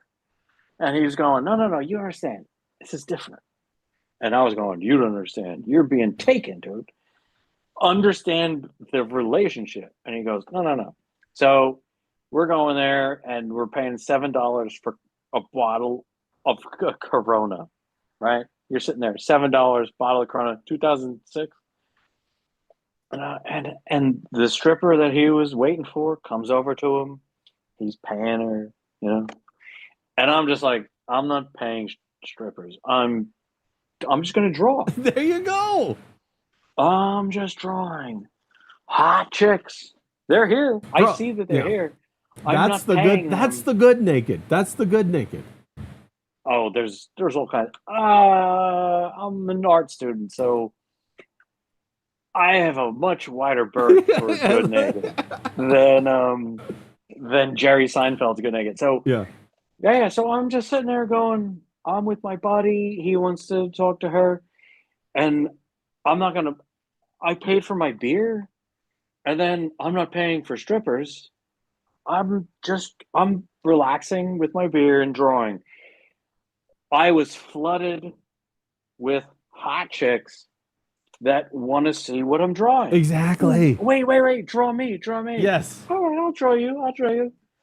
And this is repeated in my life. If you do that, Yes. anybody out there, take your drawing, take it out into the world, Yep. draw people.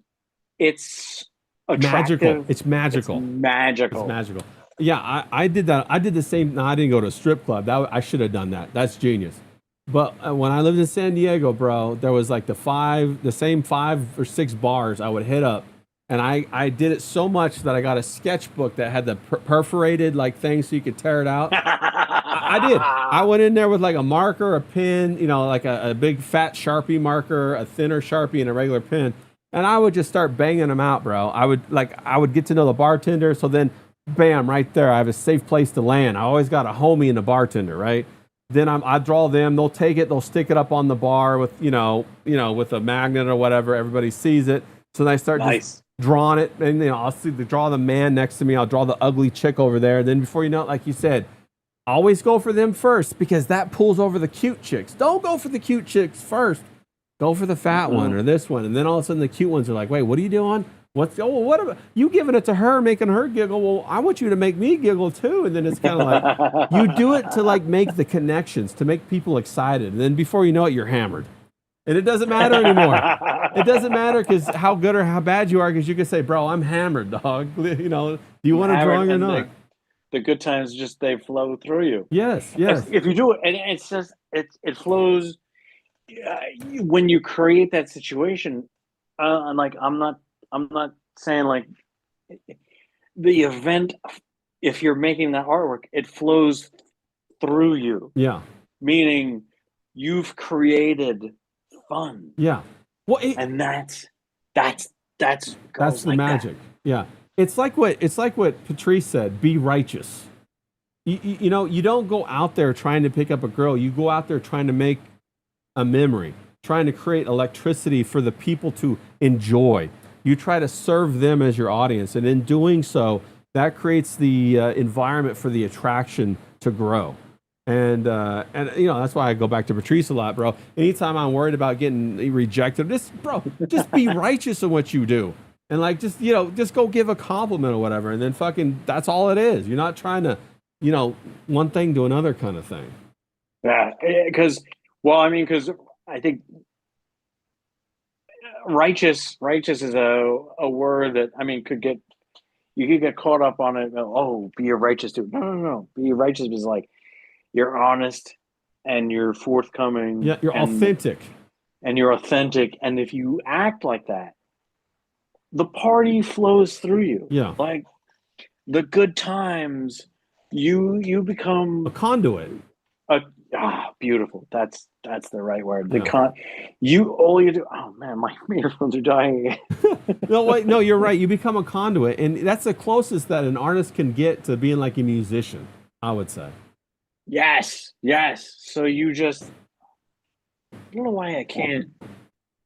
Because I don't know why I because can't get you to because work. Just a musician can just flow, and that's actually what a musician does. You know, can't hear they you. do their I thing, and it can't hear goes you. I don't know why everywhere. this doesn't work.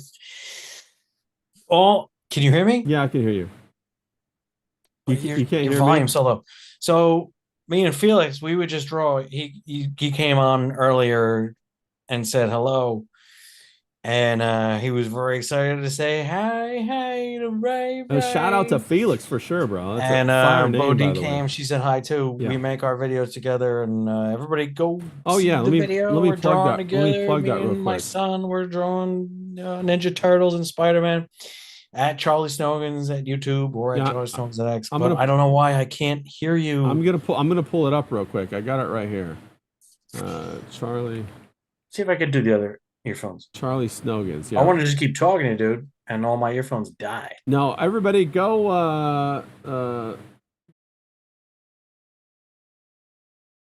Snogans. Him and his son, they do these drawings, and he's teaching his son how to draw, and it's fantastic. So give Charlie a follow. I'll drop it in the chat. I'll drop the YouTube link in the chat.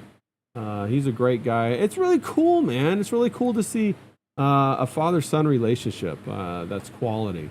It's very enjoyable to see that. It's very, very cool. And If they keep popping out, no, I'll try and switch. you sound good. I just promoted your YouTube chat.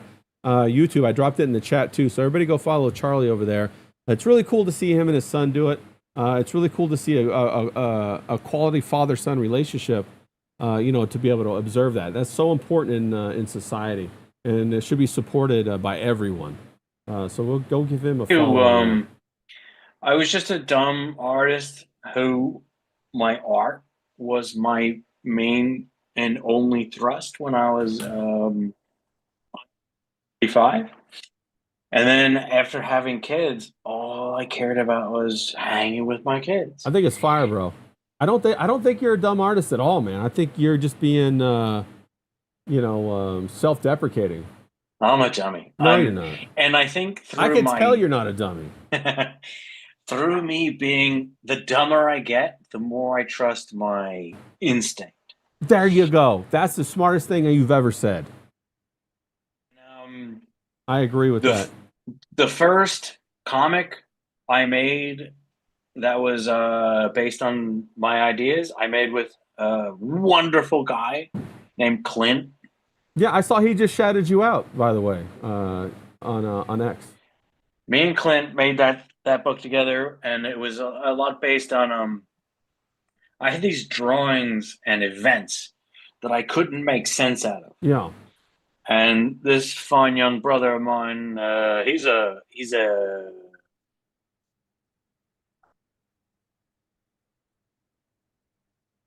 Latter-day Saints guy, you know, and he kept me In the process. helped funnel the process. Yeah. And we made that book together. We made the. I had these action events that I wanted to happen, like, oh, so here's our main guy Flynn punching this monster, and the monster's falling back, and I showed him all these, and I said, I don't know what any of this is, and he strung them together. Yeah. Brilliant, Clint Stoker. Yeah. Strung them together. Shout out to Clint, bro. He's a solid guy. Shout out to Clint. Now, when is your second one going to come out? Ballpark. We're just to let everybody know, because I'm excited about it. I know that D-Wag in the chat's excited about it, bro. He's like, he's repping your first one, like rubbing it in my face, bro, that I wasn't around for. I'm like, you D-Wag, I'm gonna get you, bro. So, but how were you not there for the first one? And then how did you to where you are? How did you miss all that early stuff, and then how are you here? All right. Well, okay. So like, my art was primarily fine art. Like I used to be like a landscape painter, portraits. I did oils and wash and some watercolor. And then when the whole COVID thing popped off, it shut down a lot of the galleries. A lot of them never came back. I had to find a new way to make money. I also had to reduce my economic footprint, and so that's when I moved up to the desert. Also, everybody was locking down in LA, and that like really freaked me out. Like they took that shit serious, and I knew right away it was bullshit. I knew right away it was bullshit. I could tell you about that later, how I knew, but I knew right away. Just based on how people moved, what the consensus was, what the narrative that was being pushed was, and in the step stool of propaganda as it increased in severity. I watched that pattern grow. So I could talk more in detail with you about that later. But so then I moved up to the desert. The first comic that I heard about was Isom, because it was the independent comic, and I was like, oh hell yeah, I'm all about the independent, because I had friends who did work for DC, for Wizards of the Coast, for Disney, and they all told me, bro, you don't make no money. You work your ass to the bone, and then you don't make money. The best thing you can do is keep your original and try to sell that to make some money and go to cons. And I never wanted to do that, so I always thought, okay, well, that whole route is out for me. Let me go this other way. Plus, I had a side business where I was a vendor for different people like SpaceX and for different companies. And SpaceX? yeah, I was a vendor for SpaceX for about 4 or 5 years, making product for them. Wait a minute. I don't know if my mic's cutting in and out, but are you in on the No, when it I'm went not. public? No, I'm not. I'm not in on that. But I know a ton of people are. I did meet Elon twice. I went to, I think, 2 Christmas parties, and I met him at the company. The company Christmas parties were off the chain, bro. They were incredible. But I know a lot of people that are millionaires now because they had stock, SpaceX stock back then. And I know some people who sold their SpaceX stock and they're kicking themselves now because they sold it. Yeah. Dude, what a gauge of. I don't know if my mic's cutting in and out because I'm on the alternate earphones, but I'll try and say this quickly. What a gauge for people's thinking. A few years ago was a darling of the left, making exhaust. And now we're going to the moon. Yeah. We're going to Mars. Yeah. We've got freedom of speech on Twitter, Yeah. X, Twitter. Yeah. and Boring Company, batteries, Tesla, Yeah. and they hate him. Yeah. Well, it's so funny that they would turn on him because of his relationship with Trump, which he's not close. I don't think he's close to him very much anymore. But for a little brief time, he was close to him, and they threw all that away, bro. They threw it all away. They are the most impetuous groups of people, most emotionally volatile that I've ever come across. You cannot build a stable society with their psychology, with their ethos. It's crazy. It's like, agree with me on everything, or I will excommunicate you. I will shun you. You can't operate that way. That's not the way adults operate. It's the way children operate. It's madness, bro. It's madness. Yeah, it's madness. To excise him from the jet set quality that we're going to say, oh, we're all cool up in here, and here's the greatest guy creating the future has to become the most hated guy. Oh, over the course of one night because of one relationship. That's what blows my mind, bro. Throwing all that away. Relationship. They hated him because he all of a sudden turned pro-Trump. Before that, he was a darling. If you remember, they made these bumper stickers that said, I bought my Tesla before Elon was friends with Trump or whatever. Before Elon was MAGA. That was the whole gimmick. That's what changed the liberals and made them hate Elon all of a sudden, which it just shows how crazy they are, bro. It's no capacity for reason. It's all emotional. Not like he became a conservative He's not a conservative of by any conservative. means. No, I'm not either. Yeah. And I would imagine you aren't just gauging simply. You aren't either. Yeah. Well, I think that like I'm like everybody should be able to do what they want as an adult for sure. Like like we've talked about this before. You're in the art world. I was in the art world. I mean, like tons of gay friends, bro. Tons of gay friends, all over the art world.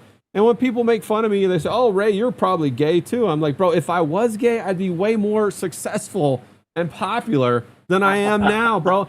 And on top of it, I don't even take that like as a burn. You know what I'm saying? I still got I still got gay friends, bro.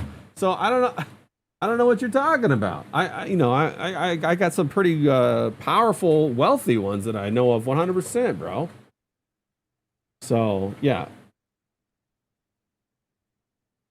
Let's just all admit the gay guys that go off on their gay weekend, they're going to Greece. They're all fit. yeah, They all look great. yeah. There's no women to argue with. No, my only problem with that is that like my dick don't get hard. You know what I'm saying? And I'm not taking it up the ass. Yes, those two things hold me back as well Yeah, from enjoying yeah. what might be the greatest weekend on earth. Yeah, exactly. No, I've had a whole bunch of my friends come back, bro, and they've gone to those cruises, and they tell me what goes on, and I'm like, bro, I could not handle it. Like the amount of debauchery that goes on, which is fine. I mean, I get it. You get like, imagine this, you got a horny guy and horny guy. They're gonna do crazy shit, bro. You're with your wife, and I've been with different girlfriends. They're the ones that hold it back. You're sitting there like, hey, let's They're the governor plate on everything we're doing. right. I'm like, let's bang on the beach right now under the umbrella, and they're like, no, it's there. There's kids around. Let's hold it back. Wait till we get to the hotel, and I'll be like, I'll be driving. Hey, how about a blowjob right now while we drive? No, no, no. But yeah, imagine if the governor wasn't there. 100%. Hang on, I just saw something. Then you have to be like, holy shit, bro. But yeah, Wifey used to be into all sorts of fun with me. oh, for sure. And then It happens. then, Life happens. Yeah, life happens. We all slow down. Now we I'm not change. slowing down. Our priorities change. I'm not saying we slow down. Our priorities change. Things shift. You know what I'm saying? You don't want to stay in that stage forever, right? You don't. There's other things more. There's deeper things to experience. I would make that argument. 100%. Yeah, and I would say grow into those things. The kids change everything. Yeah, yeah, yeah. I could imagine. Oh, I was into this and that. I didn't even know. I could tell you 100%. The best way I could say is with they reinvigorate the brand. Oh, I get it. Think of your own self, Yeah. as a brand. Yes. Brand, right. Yeah. You have 2 kids. No. You're Yes. gonna become Oh, 100%, more bro. Oh, than you ever were. I'm gonna be that dad that buys the whole family matching tracksuits, bro. I'm gonna be that guy. We're gonna go on vacation, and I'm gonna have like Ray family vacation hats for everybody to wear. I'm in it all the way, bro. I told you I got a couple kittens out back. That alone right there got me. I'm thinking about it, but like 100%. If I have a family, when I do have a family, I'm doing all of it, bro. I'm hooking it all up. I'm doing the whole thing. I'm gonna be as cheesy as possible. And I'm gonna love it. You can't stop, because before kids, I thought, no, I'm just into art, and that's my kid. Art is my kid, and I'm gonna make these things. And then, so I was just doing it commercially, and I thought, well, I'm on my. But then once the kids got there, I went, oh wait, no, what art do I like? There you go. I started drawing comic stuff again, and my son, he said hello to you before we went on tonight. And he was very excited to talk to you. Yeah. He's very happy to talk to you. And I went, oh man, this kid looks exactly like Cupid. my son. He's this little toe-headed blonde guy. Yeah. And I went, oh my goodness. So I'm just going to draw him. And then I started drawing him like that. Then I started drawing comics and cartoons. And before I know it, I was 100% engrossed, not with what I was doing to make drawings for a living, but what my drawings that I love. And that passion And resurges. it just resurged because of the kids. They reinvigorated the brand. Yeah, That's what I'm saying. that's fantastic. We got Joe Schmo in the chat. He says, I'm nesting. Ray is nesting. Bro, I don't know about nesting. Hopefully the wife will do the nesting, but I'm all about like getting the merchandise, getting the Ray merchandise, the Ray family merch, or like the Charlie Snogan merchandise. Yeah, 100%. The family. Yeah, it's all about the family to deliver that experience that maybe I didn't have when I was a kid. To my kids, the way that I envision that it could be. And maybe I don't know if you had that experience when you were a kid, but it sounds like you're having that experience now. Get that girl, get her up behind the garage and get her pregnant. get that bitch pregnant. Get that bitch pregnant. Yeah. Just do it. Don't even look back. Yeah, I totally agree. I totally agree with you on that one. I just got to get a woman that has all her teeth. The one up here, they're all missing teeth from all the meth that they be smoking. Yeah, that's well. So how do you meet ladies now? Do you meet them regular, or do you go on like the sites? Oh no, I don't do any of that like online dating. If I see somebody out in the wild, I go right up to them and talk to them. I'm just like, hey, what's going on? What you doing? Initially, I want to see if they're going to be receptive to having a conversation. If they are, then bro, I'll just like James says, turn on the charm, and then see how reciprocative they are. Like the other, I think a couple of weeks, no, what was it? Maybe 4 months ago, I had to buy a new refrigerator. So I go down to the spot. I'm buying a new refrigerator. I got this cute girl at the register. It's her family business or whatever. They sell appliances. So I start talking to her, and she goes, "Oh, you got the most blue eyes I've ever seen." Right then and there, I'm like, "Let's get this going on." Yeah, I got them. I got them A10s.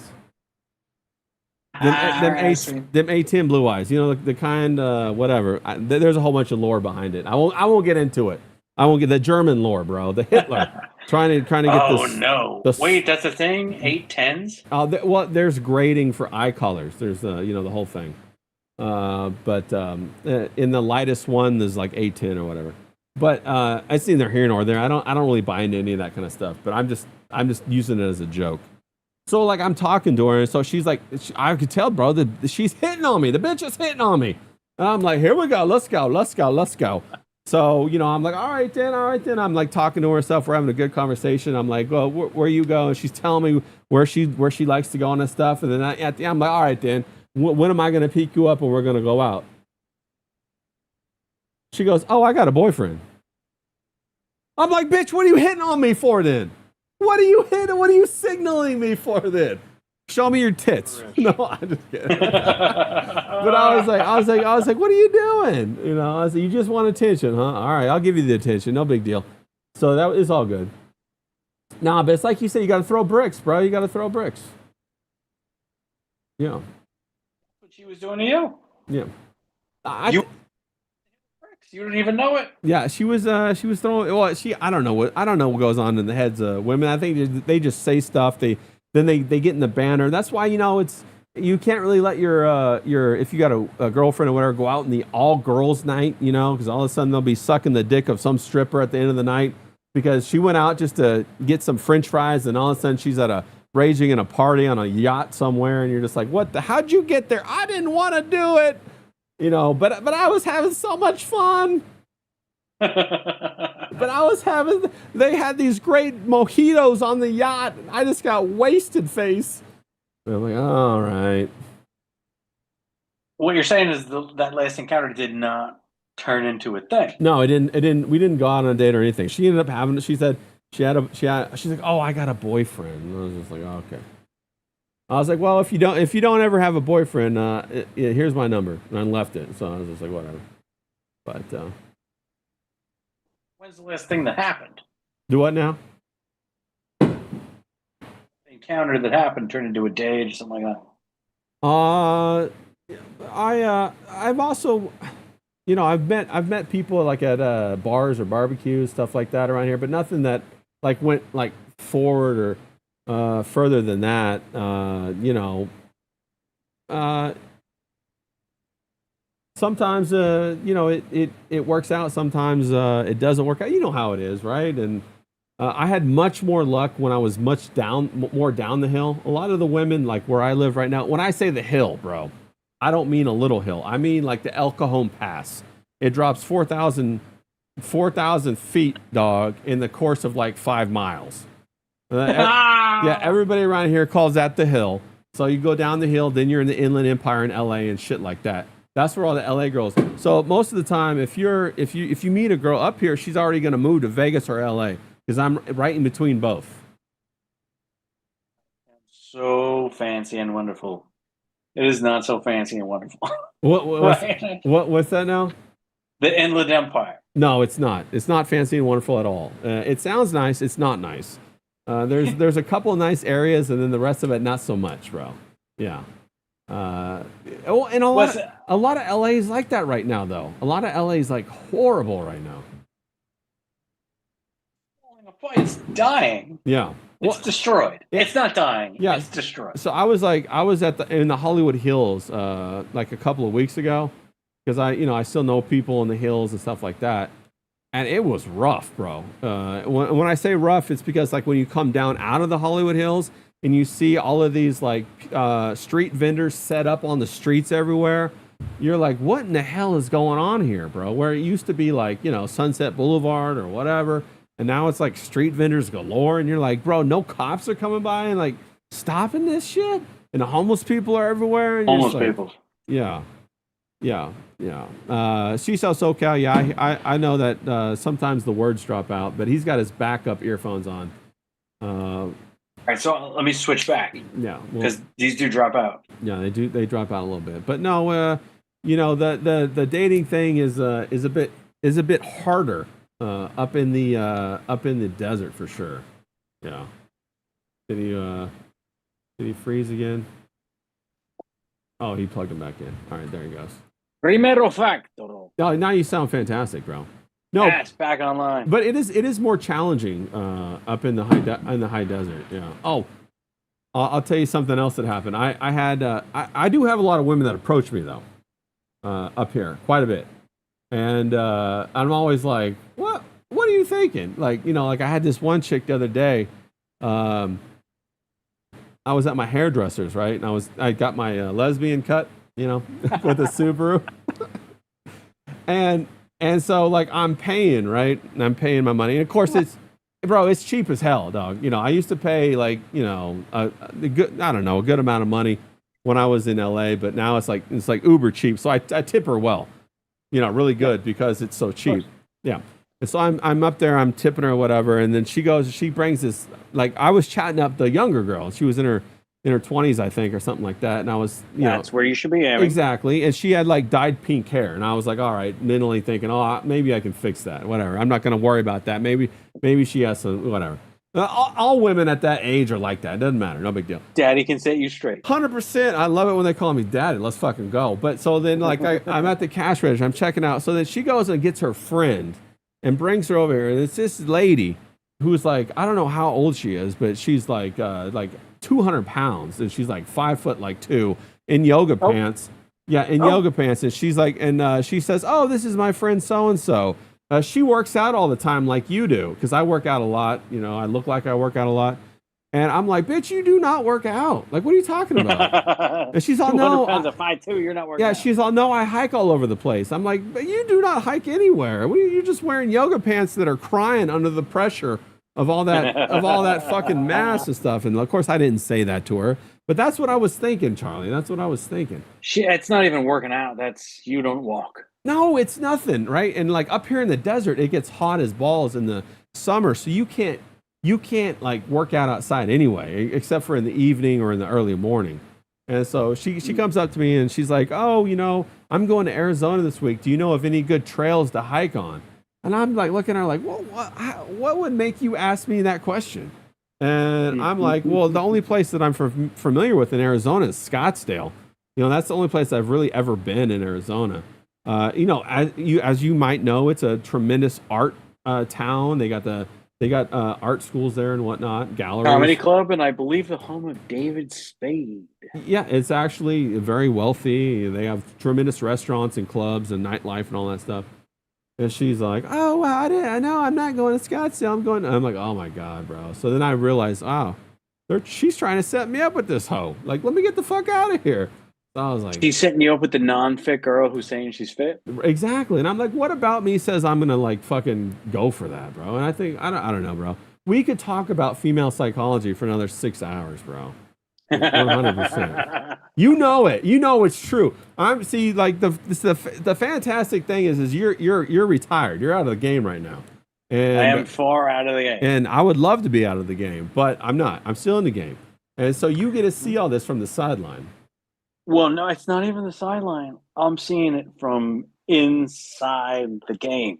Okay, yeah, because you got to like It's totally different. I have a wife. yeah. And the wife is playing a whole other game. So I see the internal workings, and I Oh, go, that's my genius, goodness, bro. what is this? Yeah. Where I can tell you, I mean, oh man, how can I state any of this? Yeah, I don't want you getting in trouble, Totally bro. destroying my life. No, don't from say the it. Don't let the secrets out, man. Let me say it like this. She's brilliant, more than I could have imagined.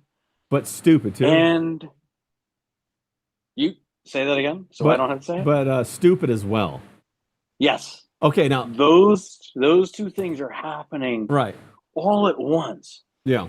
to the point where I witness my wife argue with my son, and I'm just watching, thinking they're both right and they're both idiots. I don't. Awesome. And I love them both, of course. So that goes without And saying. I love them more than anything. Yeah. And I just listen to them argue, and it's like a little microcosm of men arguing with ladies, you know? Yeah. And she's right the whole time. He's right the whole time. And the whole thing is just always short-circuited Yeah. when I come in the room and go, what was this now? just do what she said. So I'll turn to him, I'll say, just do what she said. Yeah. And then I'll turn to her to say, like, why are you arguing about this? Like, you're above this. You don't have to do this. Yeah. Yeah. CISO SoCal in the chat saying, who's smarter, the wife or the kid? Don't answer that. That's a bait. That's a trap right there. Don't answer that. I will not. Yeah, don't answer that. You've understood the question before you asked it, and that's a trap.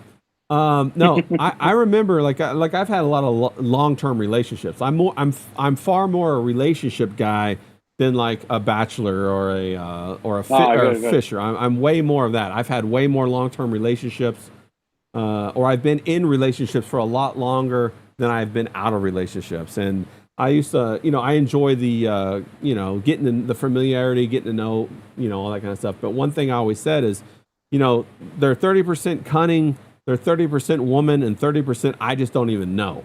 And so that's how I do it. Like, you got to leave that 30%. Well, does she mean to do it?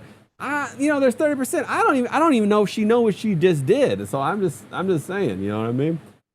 She doesn't even know she did it. Yeah, it's true. And she's more clever than you and doesn't know that she did it. Exactly. But then when you investigate it, she's unaware that she's clever. Yes. That she's being that clever. It's true. It's shocking. And it's so complex how clever they are without understanding that they were clever. And I'm just like, and then like, I'm like, okay, like one really good example. I don't want to hold you too long, Charlie. I know we talked, we're already at 2.5 hours, bro. I could keep going, but I don't want to hold you too long, buddy.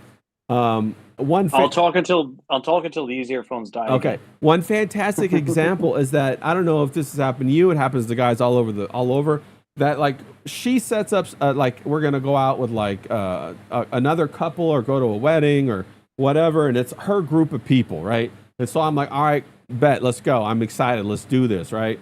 And I'm like, what time are we supposed to be there? And she's like, oh, we're supposed to be there at 10. It's brunch, blah, blah, blah. I'm like, okay, fire, let's go. I can't wait to get my brunch on. I'm excited about it. Love brunch. Yeah, I love brunch, bro. And now I'm intentionally walking around in my boxers because I know I'm not going to start to get ready until she actually goes to pick up the car keys. I know that, right? and like I'm sitting there and like she runs always like an hour and a half late, right? So it's like 11:30 and like she starts fussing. I'm like, we're supposed to be down. Are we supposed to get in that champagne at 10:30, honey bunny? But like it's already 11:30, 12. What's going on?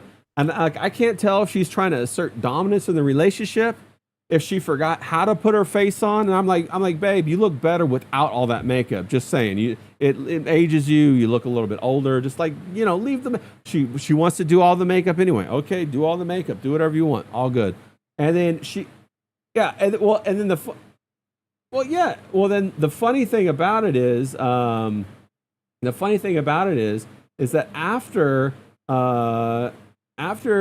she goes ahead and gets her face on, she's ready to go. She turns angry at me because I'm not ready yet. Okay. And then she says, and I say, are we going? Are we going? And she says, yeah, we're going. So then I just like do this with my hair. I put my pants on. I tie my shoes on. I'm like, let's go. That's it. And then that's ready. That's why I can't understand. Like, what's going? Her face is she's dominance, or is she just being a lady? I don't know what's going on here. I don't think she's thinking it through as much as you're thinking she's thinking it through. Well, I'm sitting there for 2.5 hours watching this all unfold, thinking about it, trying to decide which of the three I'm going to land on from a philosophical perspective. She's just running her game. Yeah, that's right. To get to where she's got to go. That's right. She's not trying to trick you. No. She's being honest. That's right. That's right. And you're sitting there thinking, is she trying to trick me? No, she's not. Yes. I'm like, why? That's why she's smarter than you, because it's not a game. She's just doing it. Well, that's right. And I'm sitting there thinking, well, it's her friends, so she's not trying to stand them up. She knows what time we're supposed to be there. She likes champagne. How come we're not leaving when we're supposed to be there? She's put her makeup on before thousands of times. She doesn't even have to put all this makeup on. What's going on here? I don't know. The best I could explain it is those eyebrows. Yeah. You don't care about those eyebrows. And I hate the fake eyelashes. I can't stand the eyelashes. I can't stand the nails. Yeah. I can't stand the nails. That's not for you. No. She's not doing that for you. That's true. Who's she doing that for? She's going out there to compete with other women, bro. But she's got you. It's not about that. It's about a hierarchy. Done. It's a female hierarchy or whatever. It's like I've had other girls explain this to me, and they go, the makeup, the nails, the outfit is like our battle armor. We're going into battle. And I'm like, every time you guys go out, you're going into battle? And she's like, yeah. I thought we were hanging. That's what I thought. I'm like, bitch, I'm paying for everything. What do you mean? Aren't I going into battle? And she's like, she's going, I'm putting Sharon in her place. That's what it is. Yeah. What? Yeah. Sharon doesn't. You don't have to do that. Yeah. I'm like, I thought Sharon knows where she is. I go, I thought you guys were friends. And she's like, we are friends, but that bitch needs to be checked. I'm like, oh. I'm like, damn. Women friendships is cutthroat. I didn't even know that, man. That's like. Yeah. So. All the things that you thought were wild that you were competing with your bros when you were 18 or 19 or 20, that has all fallen away. Yes. Because now you and every one of your brothers that you know or friends, you've relaxed. Yeah. All that testosterone has come down. And now dude, I didn't realize you like that too. Let's just like it together. Yeah. It's not a competition. Yeah. It's friendly. Yeah. But at the same time, girls, when you were that age, they weren't even aware that they were in a competition. There you go. It's inversely proportional. I think you struck it. As you and all your buds are calming down, she and all of her friends are ratcheting amping it up. Yes. And like, as guys, we gotta just settle down. I mean, what do you? Yes, simmer down now. Simmer down. You don't have to. Why are you arguing with your 60-year-old friend about this? And why do you have a Just take it down 60-year-old a friend? What the hell's going on? bit. Just relax, lady. Yeah. No, they can't. It's. I don't know what's gone on because they become teenagers again. Well, I think it's because for the first time in their life, they've realized that there's an expiration date. I think that's Yeah, what but happens. here. But she's 50. I'm 52. I know, but it's not about like I just said. It's not about you. It's about how the world treats her. You know what I mean by that? Like Yeah. imagine for a moment that you are like somebody that you're born in the world, you're treated fantastic. As you grow, more and more people want to know about you. They say, "Oh my God, Charlie, your art is so fantastic." Like think about it. If you're the only guy that could draw, like, "Oh my God, Charlie, your art's fantastic," whatever, blah blah blah blah, and then everybody's like all about you, about your art. Then you have that thing happen to your hand where you can't draw. You have to try to draw with your left hand, but you can only draw black people with your left hand. And then everybody's like, yeah, his art was okay. But did you hear about this other guy, Ray Ray? He's doing art now too. And then now all of a sudden you feel this pressure that now the world has shifted. And I think that's what women go through. I think they feel that, they're not even aware of how good they have it until it starts to wane. Well, they're once they hit what 15 years old, 16 years old, they become the ultimate celebrity. Yes. They walk in a room, all attention is on them. Every drink is poured for them. Every joke is made. They make a joke, an iffy joke. Everybody laughs. Yes. Oh man, that's pretty funny. All right, they're a 17-year-old hot chick is better than being George Clooney. Well, not only that, but You, George Clooney will fly her out to Lake Como. that's right. That's exactly it. Bro, without even talking to her first, just seeing some Instagram pictures. And I say that's what's impacted women so much. Shout out to Tank Ferret in the chat. Good to see you, bro. That's what's impacted women so much is this, like, that's their version of Zillow. Zillow's ran by AI. They've got Instagram. It's their version of Zillow where they think that that's their valuation. That's their market cap. And they're out dating like Jimmy, who can only take them to like get pizza when they could go get with Elon, bro. Elon will fly them out for baby mama number 27. And what girl wouldn't? And what girl wouldn't? If you were 18, if you were an 18-year-old girl, right, and you're taking the idea of let me take some student loans and go to school so I could be a mid-level manager for marketing X, Y, or Z. right. Or let me go on OnlyFans and make $100,000 a month because I'm hot. Yeah. Would you not do that? Yeah, no. In fact, if I had a daughter, okay, I wouldn't tell her to do OnlyFans, obviously. But I would tell her to use her looks, and I would try to help her to marry into the best family possible for her. 100%. 100%. Would you not do OnlyFans if you were a hot 18-year-old girl, 20? I don't like. I would have to put my mind in that woman mentality, and I would probably be like, everybody else is doing it. Why shouldn't I do it? It's not porn. Right. Let me pose in a bikini. Let me just go like this. Let me go like that. Yeah. And before you know it, you're peeing on some guy in Dubai as he's got like some camel dick behind him. Shout out to Made in Hell. Good to see you, bro. Yeah, that's what happens, bro. It's a slippery slope. As opposed to you're an artist. Me or you're an artist. We're gonna spend hours on a drawing table. Yeah. To sell a drawing. Right. But how about I just take my shirt off? No, that's true. But this is the argument that I find all the time. Okay, when we're talking about how do you price your artwork? There's two ways to evaluate an artwork, right? There's the how much value is in the artwork based upon your skill. Like if you're a John Singer Sargent, right? He got it because he's fantastic. Or based upon Jackson Pollock, who is basically everybody else said he's fantastic. There's all this social pressure pushing it up, right? And so there's the two ways you can go in life, where you try to become value or you try to become social pressure. And what's going to be better for you? That would be the question. What would be better for you in the long run? Well, because a lot of in women, the long run, but I mean, yeah, but if I'm 20 years old and hot, dude, I'd be on OnlyFans. Uh-huh. What? I lost my chat. My chat. I'm posing in a bikini or a tank top Bro, I'd be tits and out. getting I'm paid. sorry, I'd be tits out. Hell 100%. yeah.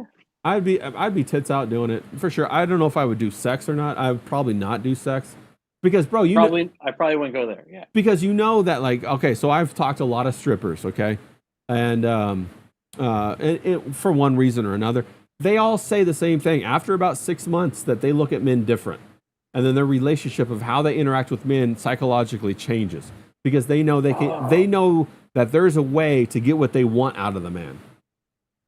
Yeah. And they'll do what and they'll do that or whatever it takes in order to pick that lock to get him out. And if he doesn't give it to him, there's 10 other men behind him that will. And they use that pressure too. Wow. So that's like, that's that concept of Pandora's box, basically. That's insightful. Yeah, and then you have to ask the lineup of guys is just waiting. But see, the thing is the guys are not the kind of guys that they're attracted to. That's the caveat. It's not like they're all Henry Cavill out there ready to like fly away as Superman. They're all like these like, the guys that you would not be excited about. The overweight, they're from overseas, maybe India. Like I've heard these stories about these Indian guys who would try to buy a dance from a stripper as a group. They would try to use a Groupon. Like if they would get a dance for like $200, they'd want to have like 5 guys chip in and all 5 of them get a lap dance. And that's the kind of shit that they do, bro. Yeah, 100%. So wild. It is crazy, man. It is crazy. When were you talking to this many strippers? Oh, in LA, bro. I was a model for a while, and then I went and I did a TV show. I met a whole bunch of I met a whole bunch of famous TV people, movie people. A ton of them, bro. And I went out to parties. I went to the mansions, blah blah blah. I've been to a couple of them Eyes Wide Shut parties, bro. Yeah. That sounds awesome. Yeah, we'll talk about that next time, dog. If you're into it. Yeah, I got a lot of stories like that. I want to hear all that story because I used to draw models. Yeah. And it was always it was a hot chick, a hot guy, and then a crackhead. Then the crackhead would come in. Because right when you think you're in art school and you go, oh, look at all these hot people I'm drawing, then they bring in the crackhead, the fat lady, and you think, oh, wait, this is not as what's the word? No, it's sexually charging. It doesn't charge your excitement. Yeah. Yes, and then at the same time, you get desensitized to the nudity. 100%. Where a lot of people who aren't in the arts or they're conservatives, they go, oh my goodness, why are they nude? And you just go, well, they're nude because we're studying humans. Yeah. I got in trouble in church all the time for I had sketchbooks full of nudes. I would go to church and like sketch during the sermon and stuff. I would get in trouble for it. They'd tell me I was channeling something, a principality or some shit like that. I'm like, well, didn't God make naked people? And then they would come back and said, yeah, but they had to put fucking clothes on because they sinned. And I said, well, bitch, I didn't sin. There's no sin with it. My wonderful wife and kids thought a wonderful thing to do for me would be for Father's Day. They took me to a traveling show of the Sistine Chapel. Oh, very cool. And I was obsessed with the Sistine Chapel when I was 18, 19, 20, 21. And it's all nudes. And we brought some homeschool kids there. Yeah. And a couple of them were like, oh, no, naked people. This is like, we're sitting. And I was like, no, wait, this is everything. Just look at this. This is the Bible. Yeah. And I always remember when people were dragging statues down. Yeah. And I was always saying, don't drag statues down. Put naked statues up. Yeah. So here's your world or your Civil War statue, your World War I statue, your World War II statue. Oh, leave them up and put a naked one up like it's in Italy. Yeah, so, add more, bro. Add more of that stuff. Don't drag the statues down. Let's put up a naked black guy and say he died for black rights or whatever, or Civil War. Let's get some naked Civil War guys up there. Let's get a naked Aunt Jemima up there, bro. Flipping flapjacks. Aunt Jemima. Yeah, she got maple syrup out. and and she's pumping it from one titty or the other. Yeah, there you go, bro. Let's put up the naked statues and everybody relax. I couldn't agree more, and that's something I try to explain to people, is that when you have to go to these live drawing sessions, 3 hours, 6 hours, 9 hours a day for 1 semester, 2 semesters, 3 semesters, yeah, it separates sexuality with nudity, bro. They separate when it becomes a technical, experience or exercise at that point. Made in Hell asks, 100%. yeah, what did you model, Ray? Tanks, helicopters, trucks? Ethan Ralph, bro, he doxed all my, not all of them, he doxed some of my modeling pictures. I don't know if you're familiar with who Ethan Ralph is, Charlie, but he's an online guy. And like when I first started getting online, I used to do cartoons. And this is the last 2 or 3 years of like your cartoons are fantastic. Oh, thanks, bro. I appreciate that. Yeah. I really try to put like Easter eggs and stuff. Anyway, I did a couple of him because of different podcasters I follow and I'm friends with. They said, hey, do one of Ethan Ralph or whatever. And so I did one, and he got all mad at me, went and found all my information and tried to pump it out there. But he put out all my like modeling pictures, my modeling portfolio from back in the day where I like have a 6-pack, and I'm like, oh, there you go. You're really making me look bad here, bro. What the hell? My stock's going up. Yeah, he's advertising for me, bro. I appreciate that shit, bro. Making me look fantastic. Yeah, I love it, bro. I love it. But that's awesome. What years were you doing that?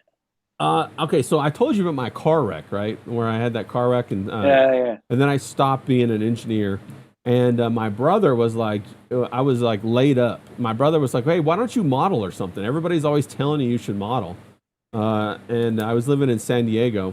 And so I said, all right, whatever. And so what he did was he took a couple of pictures of me, printed them out 6 or 7 times, put them in packs, and then sent them off to the modeling agencies. And I thought, whatever, it's over with. My leg was healing at the time.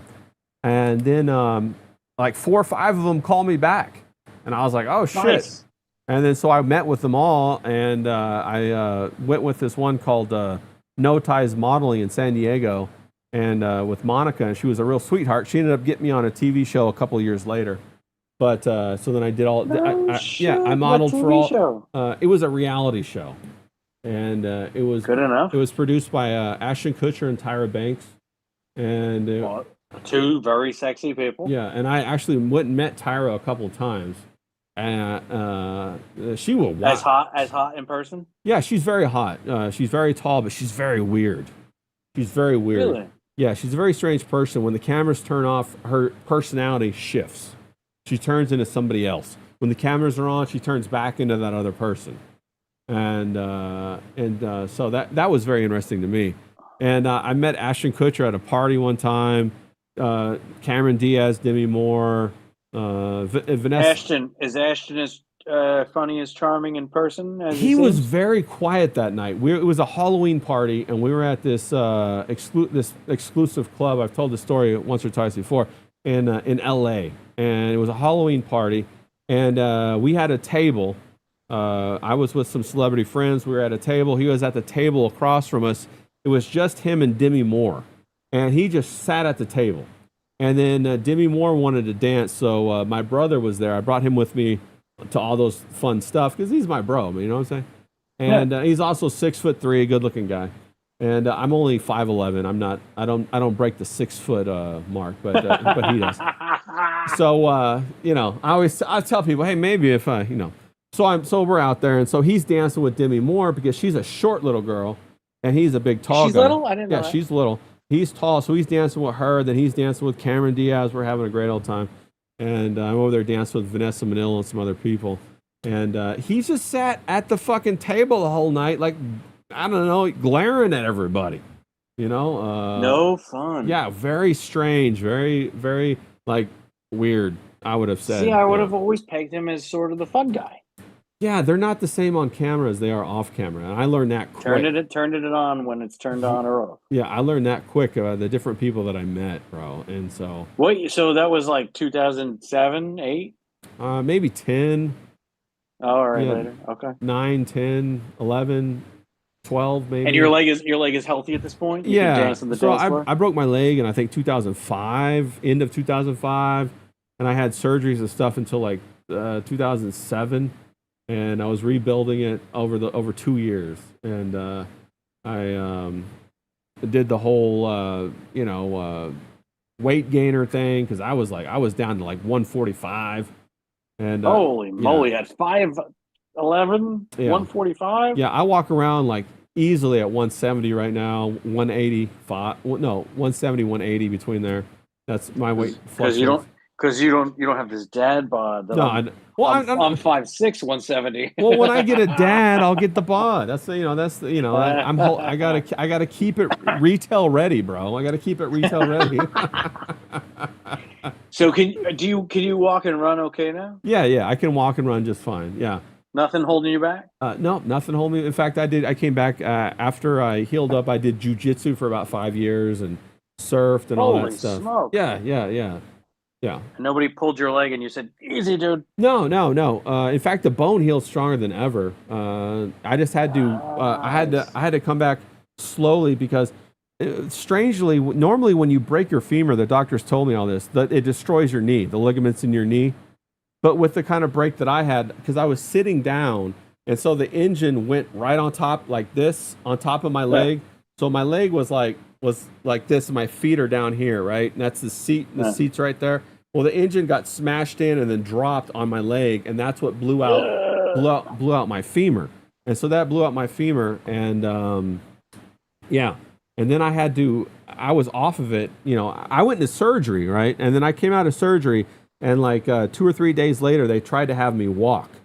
And obviously the bone wasn't healed, but they had put a steel or titanium rod. I think it's steel, a steel rod in my leg, and they just packed the bone around it, and they anchored it in my hip socket and in the bones above my knee. And yeah, and then so they wanted me to walk, otherwise they said that my muscles would waste away very, very quickly, and so Yeah, that happens very fast. yeah, and so then I was doing rehab within 7 days of my surgery. I started. And then before you knew it, you were dancing Yeah, with Tyra Banks. yeah, yeah, yeah, exactly. Well, and she asked me some weird questions, but I'll tell you about those questions later. I think they were occult kind of stuff because I think she's into all that kind of stuff. Yeah, I know. I keep bringing that shit up, but the thing is that shit runs rampant through Hollywood, bro. That's what Hollywood operates on, all of that stuff. And like when people say the occult, they think it's like all these different things, but it's not. It's all one thing. And like the Aleister Crowley's thing and the Scientology thing and all of those other different sprouts of the occult, they're all the same thing with different names. So they're all the same thing. They're all the sex magic. They're all the inversion of everything that God puts out in this direction. They want it to be in that direction. And you might think like, oh, this New Age cult is this New Age cult is that, and they're all different. But they're not different. They're all the same. They're all the same group. And when you become I think we talked about this last time, but like L. Ron Hubbard was a Crowley disciple. When you become a MAGA or the top of that, after you go through your school in the occult or whatever, your last thing to do is to go out and create your own cult of people, so that you can basically harvest their loosh or whatever you want to call it for yourself. Harvest their loosh. Yeah, it's called loosh. It's a focus and spiritual energy is what they call it. But I don't know. It's not my term. It's their term. They come up with all this stuff. Yeah, it's wild, and that's endemic in Hollywood, bro. That's why, bro, if you want to climb the ladder in Hollywood, you got to take it up the ass, bro, or you gotta drop somebody that you love off. You know what I'm saying? Does it clip into comic books? Yes. Why do you think comic books is the way it is now? Well, I don't know how it is. Oh, now. no. Okay, the comic book, the way it is now is it's all this assertion of DEI, minorities, and all this kind of stuff, which is a direct inversion of people. People want these archetypes. Like the hero's journey is an archetype, right? Or the person that's, the underdog. That's an archetype, a Rocky Balboa, or a guy saves the girl. They want to invert that. That is the inversion. When the girl saves the man, or better yet, the girl saves another girl. You see what I'm saying? Or better yet, it's not a hero's journey anymore. The villain is the one that we identify with. We're supposed to be empathetic with the villain. That's like Maleficent. Yeah, that's the destruction. Frozen. That's the destruction of these archetypes. In fashion, if you haven't, you probably don't know any of this stuff. But in fashion, they're trying to destroy beauty. It started. Oh no, I've seen that Yeah. Well, coming for no, they years. say it explicitly. Yeah, it started with Alexander McQueen. He was the very first one to introduce the occult directly into fashion. He was one of Is their. that what he was doing? That's what he was doing. I Yeah. thought I thought skulls were cool. No, no, Here's they are cool, but there's also signs. Signs rule the world. Signs, signs and symbols. They rule the world. That they are. You can communicate instantaneously through symbology. The only question is that can your consciousness read that symbology? Because your subconscious most definitely does. 100%. well, I could go retrograde a little bit more because as a young person, I thought symbolism's nonsense. It's all assigned randomly, and I'm going to assign my own random symbolism to my art as I make it. Sure. And then I got older and started hearing Jordan Peterson talk, Okay. and I went, "Oh, wait a minute. Okay, so no, or Joseph Campbell. Yeah. So the symbolism repeats because humans keep experiencing these same things, Right. Yeah. and their similar experiences across time and space makes them use the same representation, And it becomes a language. and it becomes language even with the mother of God stepping, the mother of Jesus stepping on the neck of the serpent, Exactly. means she's restraining the serpent, and the serpent repeats over time, and the mother and the child repeats over time, Yeah. Or and Saint Germain killing the serpent. Yeah. then so then as a kid, I mean, I was into Image Comics, Yes. Youngblood, Spawn, Yeah. and they told great stories. Jim Lee's Hellespawn and Todd McFarlane's using skulls here, here, here, and here. And I just thought, well, the skulls are cool. Yeah. And the skulls are because he died and he came back. And the chains because he's in chains with the Satan person. Uh, I never once tried to even notice because as an 18-year-old, I was watching the fashion channel saying, I like watching hot chicks walk down the runway, In and I art. like seeing In art. Yes. in their hips and they're jiggling. And then it was only later as I kept watching it saying, "Oh, that Alexander McQueen's kind of cool, Yeah. and that's artistic." But I was never looking at that saying he's inverting my worldview. You're saying he was inverting things, he was perverting something. Yes. He was inverting things very skillfully. That's why they loved him. In fact, that's why he committed. I think he committed suicide at the height of his career. And then there was a lot of relationship issues. If you look deeper into him, another one right now is Michelle Lamy, and she's the fashion queen of Paris.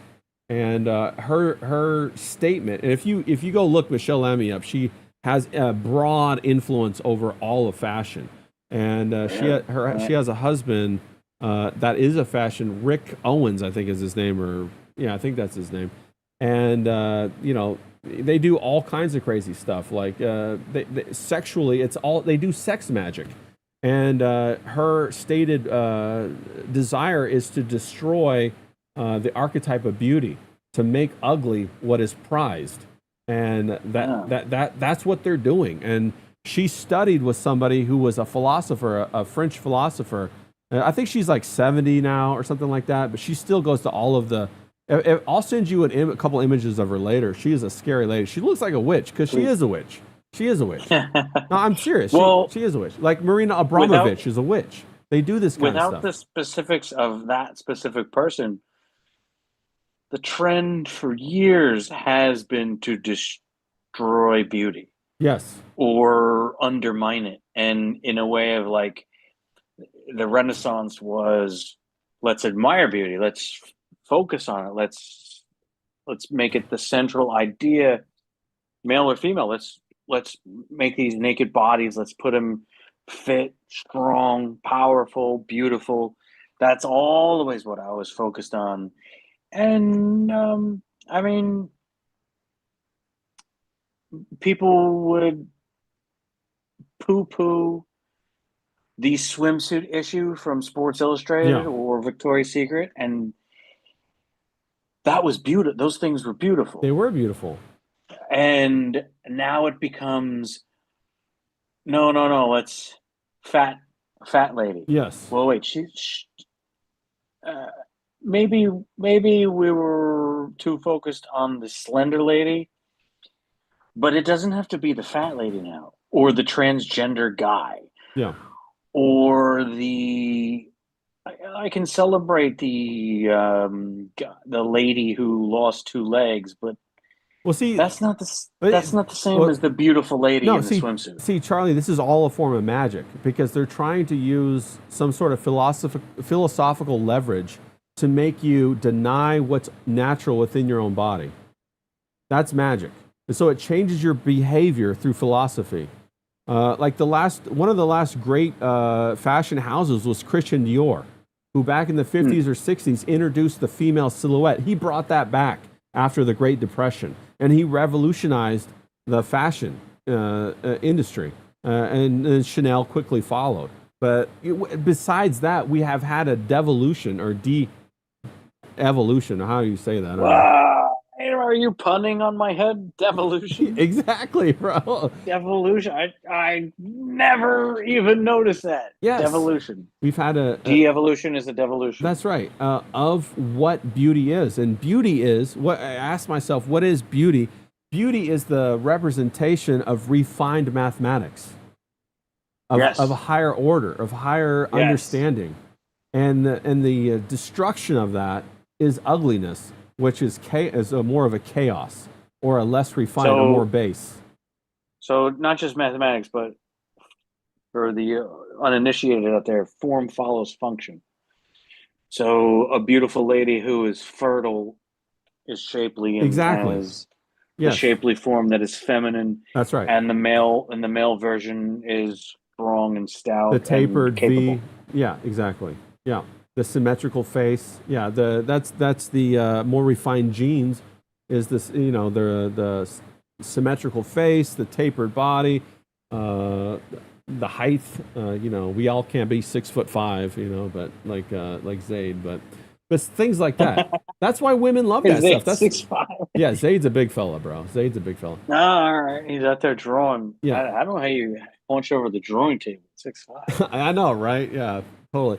But no, and so that's why they want to destroy it because they're trying to invert the natural order.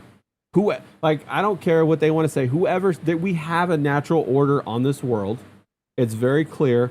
Whoever set that, you can argue about whoever you want to say set that, but we should follow that natural order. We shouldn't seek to destroy it, Well, we would say nature sets it, right? or God, or whomever, right? Well, Whoever's so God sets nature, and nature continues. right, and so theirs would be a rebellion against God, and that's what it says in the Bible, right? That witchcraft is tantamount to rebellion. Where does it say that?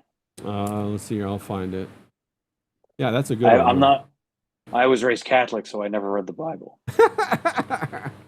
which I'm only finding out is a thing.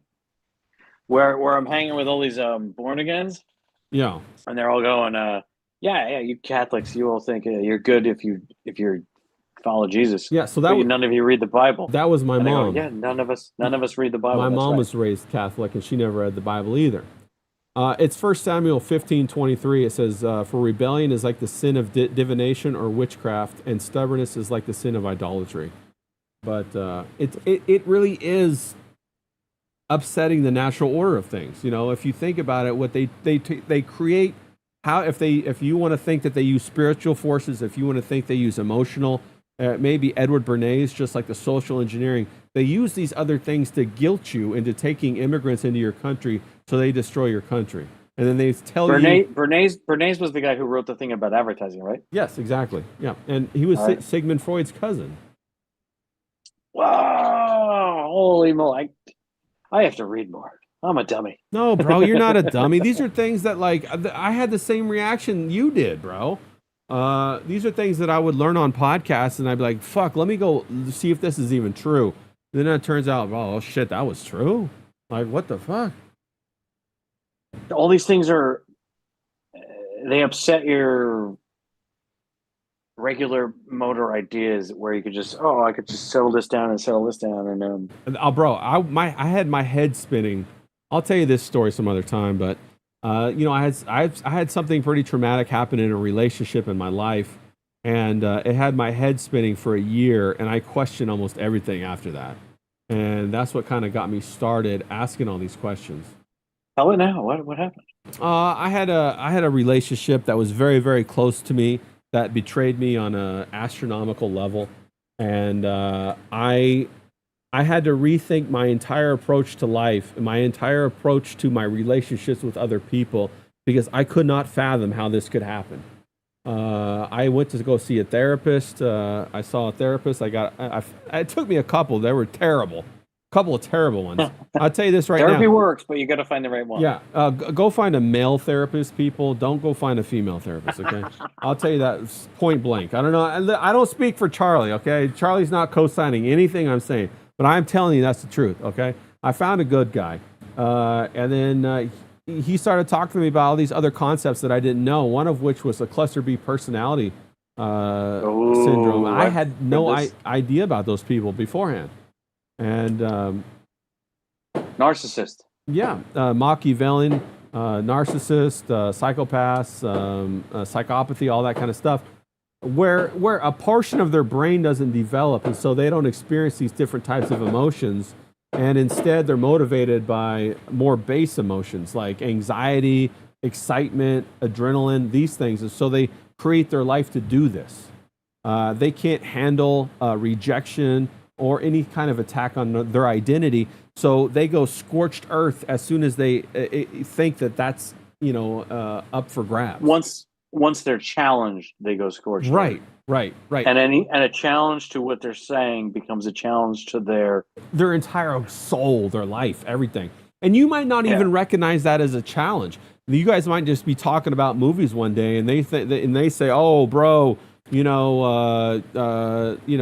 Studio 54 was the best movie ever," and you're like, "Well, I kind of like Lord of the Rings," and that could be enough, and then you can have a conversation about it. Set them off on that path of total challenge, and you don't know it, and then they're going behind your back all of a sudden for the next 5 or 6 months, laying these traps, putting these things in other people's minds. And they look at that as them being crafty and a source of pride. And then they wait for the day that you step in it unknowingly. And then all these traps go off on you, like all these bear traps. And you follow, and then your head is spinning like the whole time because you don't understand. Like your whole world has been turned upside down. So you're like Sideshow Bob. Yeah, rake after out of the car. Yeah, rake after rake in the face. Yeah, rake after rake. Yeah, exactly. Yeah.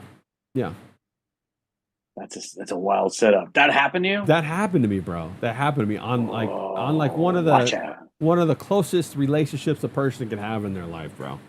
And you were unaware that this person was like that. Had no idea. Like I look back, of course, this is what you do, right? You experience that, you learn about it, and then you say, how could I, where this came out of nowhere? Then you say, no, I see this flag. No, okay, I saw this. But you attribute it to something else. Like you think, oh no, they love me, so they're more worried about me, or they want me to behave this way, or they were having a hard time, so they wanted me to go talk to their boss on their behalf. And you think, what the fuck was I even doing talking to their boss on their behalf, bro? That makes no fucking sense. The whole time they were a sociopath. Yes. Sending you off. Yes. To deal with alligators in the moat that they don't want to deal with. That's right. And I think I'm being a good friend or whatever. And at the same time, they're parsing the information. This is something else they do. They give me a piece of information, they give somebody else a piece of information, and they tell somebody else a completely different story in order to make people behave in the way that they want to behave. A lot of people think that they call them a genius, but they're not geniuses because they're very cunning. Because they do the same play. It's like a play, and they work the script out further and further with each relationship that they destroy. And they don't care about you. They just want this game. Don't give a fuck. And they burn their life down every 2 years and then move somewhere else and start it over again. Yeah. It's like the Talented Mr. Ripley, bro. It's what it's like. I don't know if you ever saw that movie. It has Matt Damon Matt Damon and Jude Law. Yeah. Matt Damon sounds and speaks exactly like Marco Rubio. I don't know if anyone's noticed that. Marco Rubio sounds exactly like Matt Damon. And they're sending him out there, and he's going to get Jude Law killed and everybody else. Bro, it does.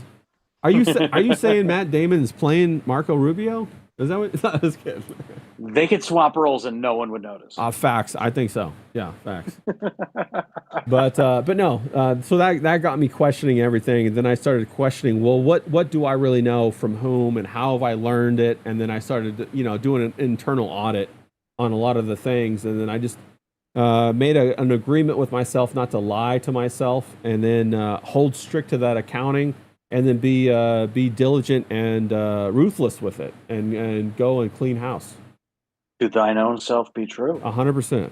100%. That's number one. Yeah. If you're not doing that, you can't do it with anybody else. That's 100, and you can't even be a good artist doing that, bro. If you don't do that, You have to. That's step one. that's you have paramount. To pursue truth. Truth is beauty. Find the truth. Draw it as you see it. Paint it as you see it. Whatever your art is, sing it. Whatever. Yeah.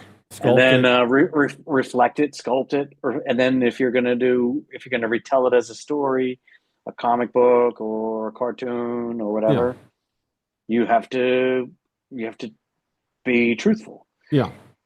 And I mean, I've been in these three characters that I've been trying to tell for years with Fatl, and with the creative process, it's nonsense. I'm telling a ridiculous story with action and fairy tales or sci-fi, but all the time I'm not gaslighting myself. I'm not gaslighting anybody else. I'm just pursuing. If you're in this situation, what do you do? Yeah. How do you be true? How do you be true? How do you be true? How do you be righteous? Tell See, the that's truth. what I say. Be righteous. That's why I resonated when Patrice said that. It's like, I want to be righteous. I want to be Tell the true. truth. I want to be true. I want to resonate. And that's the only way that you, as an artist, can resonate with other people. That's why I think all the movies and everything suck right now, is because these people aren't able to resonate with other people because they're inverted. They live in a delusional fantasy world, so they can't warm up those embers of truth in their audience. Well, what was one that you saw or watched and you thought it was inverted or perverted? What wasn't truthful? Okay.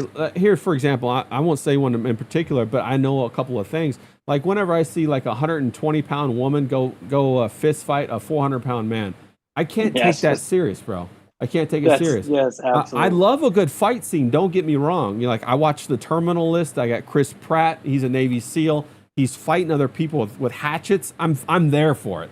I'm with you. I got Rocky Balboa slugging it out. As unbelievable as it is to have like a 5'2" man beat a 6'11" other man, I'm there for it, bro.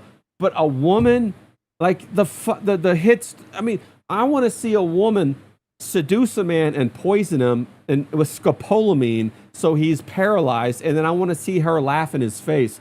I want to see that face of evil. I don't want to see a woman going fist to fist like she's some gay twink guy trying to take on a 300-pound bodybuilder. That destroys it within me. Then I hate the movie. Any movie that's like that brings up a derision inside of me. Me too. But at a certain point, they can fight.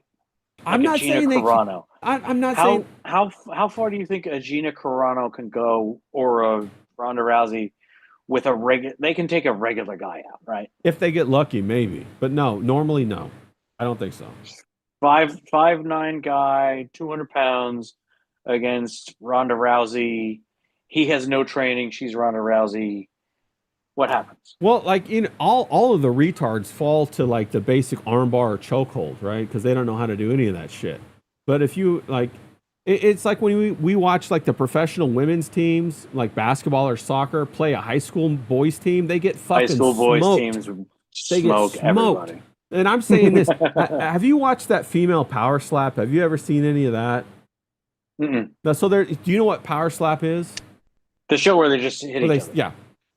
There are women on there, when they get slapped, they start crying. There's an emotional connection to physical abuse that women, it's different. It's different for women. And when a man gets hit, there's something that enrages him, right? When women get hit, it's not the same. They don't get enraged. They're like, what? Why is this happening yeah, to me? there's a pause or a shock there. How dare you? That they're like, yeah, how dare you? Yeah, a little bit of that actually going on. And so I don't know. I think it would be, if you take away the arm bar or the rear naked choke like out of nowhere that those guys could fall victim to, it might be 70-30 in favor of the men. One punch. Like how many times have women been punched in the face? And like you saw what happened with the Ronda Rousey when she came up with Holly Holmes, and Holly Holmes was a pretty good striker. Ronda Rousey had no answer, bro. She went down. Yeah. She went down. And then Gina Carano went down even faster. Oh, well, that was different. That was all staged, I think. That was staged. You think it was staged? 100%. That was staged to get Gina Carano back into Hollywood, and it was staged to get Ronda Rousey some money and into the Netflix because they're going to make her a fight promoter. They're going to make Ronda Rousey a fight promoter. However staged it was, Gina Carano looked great. No, she did. She looked fantastic. She looked phenomenal. Well, I say thank God she got back in shape. I want her to be successful. She was heavy. She got fat, bro. She got fat. She was fat. Yeah. I can understand she was depressed. She was out of the game, but now they want her back in the game. So she lost all that weight. I knew it wasn't a real fight when she said that she cut 100 and something pounds to get in the fight. I was like, but she's over 40. Yeah, I was like, bro, you dude, can't. Over 40 is hard. I was like, bro, you can't cut 100 pounds and then come fight. I don't care who you are, man. That's crazy. That's crazy. I'm over 40. My son's about to turn 12. He can almost beat me in a foot race. Yeah. I need 2 hours of stretching. warming up and stretching. Yeah, before I can race him. Once it happens, I can smoke him in a foot race. Yeah. But without warming up, we'll run half a mile. Yeah. And I go, all right, let's foot race at home for 100 yards. He smokes me if I'm not warmed up. Yeah. But if I'm all warmed up and I've been rubbing my Achilles tendon, he can't come anywhere near me. Yeah. But in the next 2 years, he's gonna pass you. That's done. Yeah, that's the first thing to go. I'm falling apart. Yeah. I'm 49. I'm dying. You're not falling apart. You're transitioning to becoming a thinker. You're becoming a thinker. Right. That's right. A philosopher. That's right. I'm reaching emeritus status. Yes, the golden age, my friend. The golden age will be ushered in. 100%. Come to me for questions and answers. That's what you'll be like. My liege. That's right. That's what it's going to be. Well, that's what we're doing on the drawing board, on the drawing streams. I instruct him. Yeah. Dude, I didn't know it. I'm a good fucking teacher. I'm a good teacher. Yeah.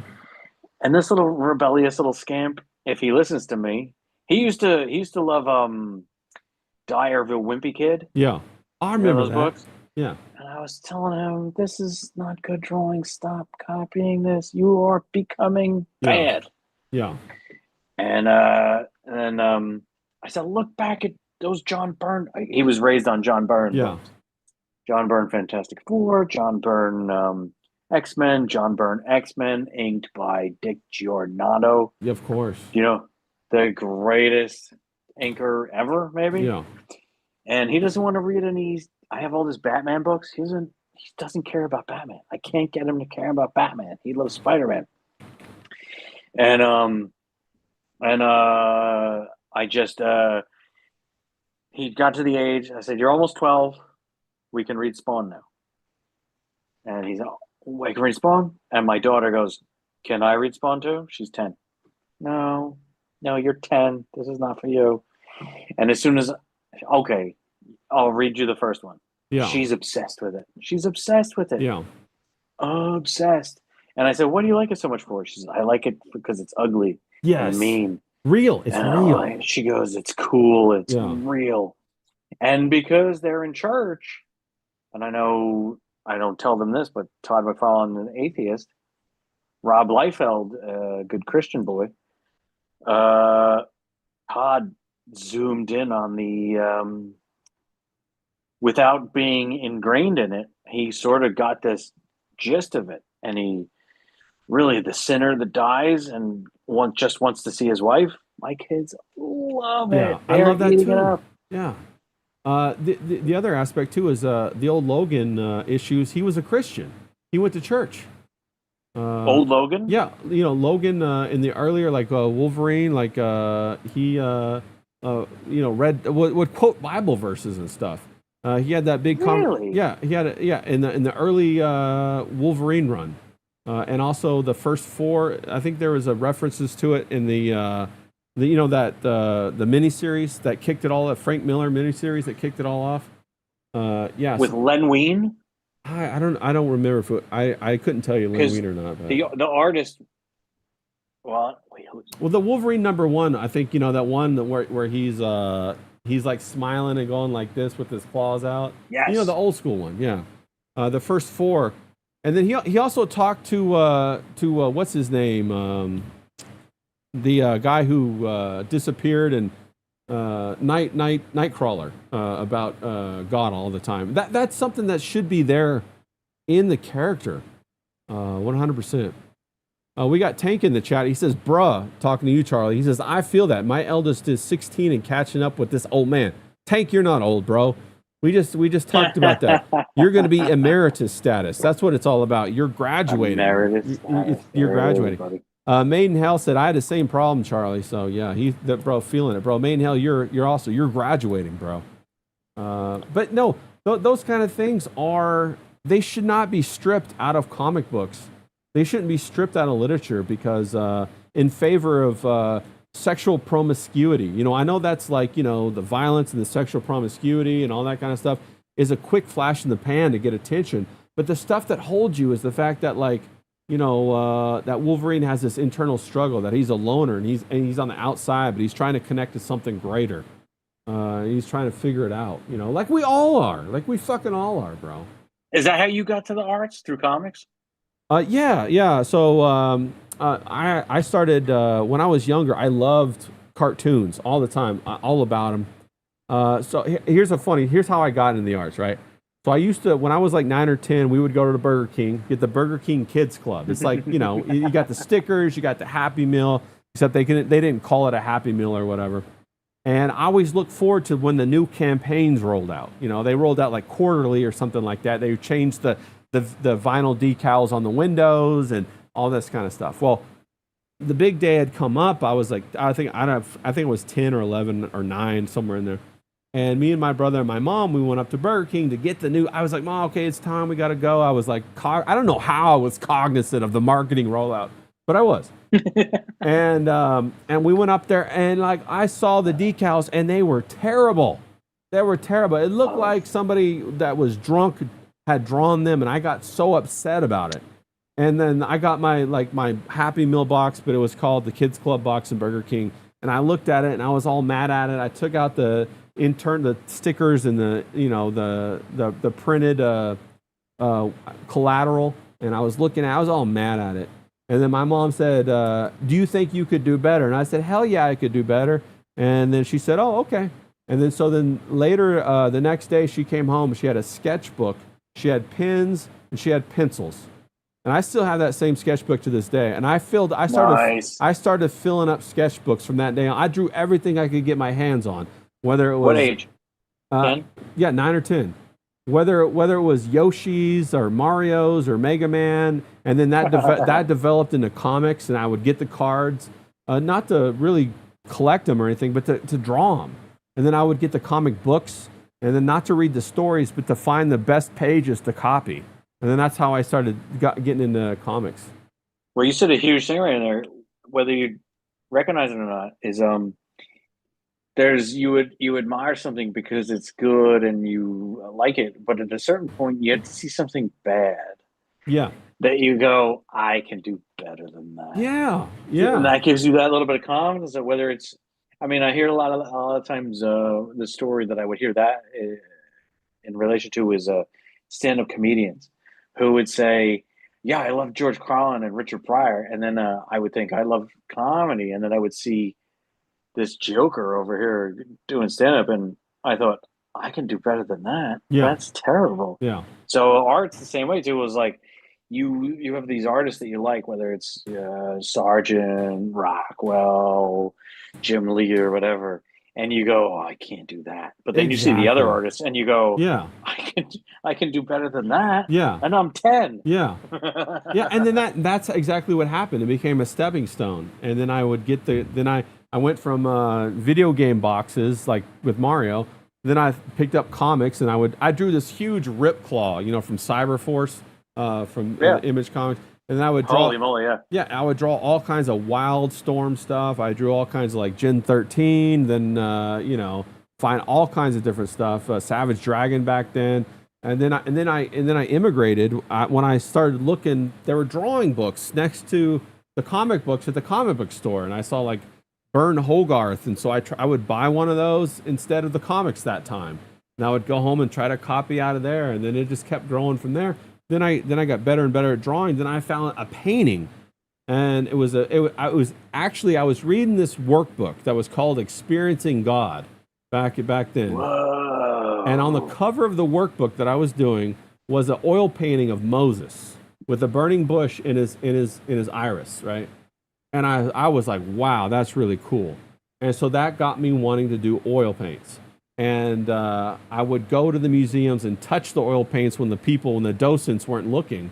And I would be like, wow, I love this. And then that's how I got attracted to oil paints. And I moved beyond or from the comics into the landscapes of the oils, then the portraiture and stuff like that. And that's so you're speaking right to me. I mean, I was lucky enough. I got an inheritance from an uncle who gave me $5,000 when I was 18 or so, when I was at FIT. And it was study under the masters, go to Florence, Italy. Fat fire. And I got an uncle, and he said, "Here's $5,000. I don't want it. Do whatever you want with it." And I said, "I'm going to go to Italy and do this class." And I did. And I went with a teacher from FIT, Fashion Institute, Sal Catalano, another paisan like me. And he took us to the Uffizi, and then we had a couple of classes per week where we'd go to we would cross the Ponte Vecchio or the Ponte Vespucci, and Florence is split by the Arno River, right? And then he would, as a class, we would go to the galleries. And this is right up what you just said, when the security or whatever would be away for a second, he would lean into us and say, "Touch the painting." Yes. When no one's looking, touch it. Yes. Go up to the painting, put your whole hand on it. Yes. Feel the brush strokes, feel the paint, feel the oils, feel the canvas, feel the masonry, whatever it is. Feel it. And then he goes, "These paintings, all of these here, they're just like you. There's no difference. You're making paintings, they made paintings. This is you've inherited this. It's yours. Yeah. It's yours. Do it again." I was just like, oh, it changes your perspective. It completely changes your perspective. And something that seems so like you said earlier, John Singer Sargent is like that, bro. It's like he's up there in the. I can't get there. Yeah, I can't get there. I can't get there. It's like, I'm not even gonna try, bro. That's fucking ridiculous. But you have people and things and experiences come through your life that make stepping stones to, well, maybe I can do this. Well, maybe I can do that. And then you touch it and you get a passion for it. And that was the primary reason why I never went the computer route, is because I was oil painting. I wanted to touch it. I wanted to feel I wanted to put the brush strokes down. There was just something about it. And the luminosity of it. Like when I look at it, when I hold it, and then to know that that's the only one that there is, and that was a big component of it. Dude, I'm falling apart. All right, bro. I think let me just jump in the chat. We'll wrap this up, bro. Great chat. I can't believe we went for 3 hours and 34 smokes, like 3 hours and 34 minutes. I can't stop talking to you. Yeah, 3 hours and 34 minutes. Shout out to Presby, bro. He's saying, "Are you guys still fucking going? Let's fucking go." Yeah, it's Presby. We can't stop. We're wrapping up the Monk Fruit. He says, shout out from Indiana, and he says, 07 to Tank. Good to see you, bro. Mr. Jiki says, "Am I being lied to when they say the oils from my hands can ruin them paintings?" No, bro, they can't ruin them paintings, bro. No, it can't. Can't happen. Can't happen. You're being lied to, bro. They don't want you touching them paintings. That's 100% what it is. When you got to think about this, Jiki, that when they paint these, not only do they paint them, but they put varnish on it. I don't know how many coats of varnish they put on them, but that varnish is impenetrable. unless they remove it, obviously. And then even if they do remove it, the oil painting in itself hardens. To whatever it is that's within the oil paint itself when the Yeah. oil So cures. when you're touching it, just remember you're part of the same tradition that those people that painted it all those 500, 600 years ago. You're Yeah. part of the same Yeah, tradition. well, actually, That's Mr. Jiki, if you do put a mark on it, you're actually part of the process, part of the painting. Shout out to Tank Ferret, 100%, bro. Good to see you. All oh, right, that dude rocks. he's awesome. Shout out to Seashell SoCal. Shout out to James Graben, 100%. We're gonna wrap it up, guys. I could talk to you. I have to interact with James. Yeah. Can I be on with James at some point? Of I gotta course be you on with can. James. Of course you can. In fact, Gotta talk to that guy. yeah, All the love, bruv. yeah, you're more than welcome. In fact, if you want to come on this Wednesday, you're more than welcome to. Or we can set up yeah, I'll be something more on your timetable. I don't. I'll have to work it out with James because I don't know what. Because he's like 8 hours ahead of us or something like that. Whether it's Brubs or Love Boat, I just have to talk to that guy. Yeah, or Love Boat That even. dude Yeah, cracks me oh, up. that would be interesting to have your take on relationships. That would be fantastic. But no, you're of course, bro. You're one of the guys now. 100%, bro. You're one of the Here, bros. you can see my screen a little bit. Yeah, yeah. Three pages from Fatl. Bop, bop, bop. Did those in the past week. Oh, that's fine. That's awesome. Are you a Mac guy? Would you say you're a Mac guy? I'm a Mac guy. I never meant to be. No, I'm a Mac guy too.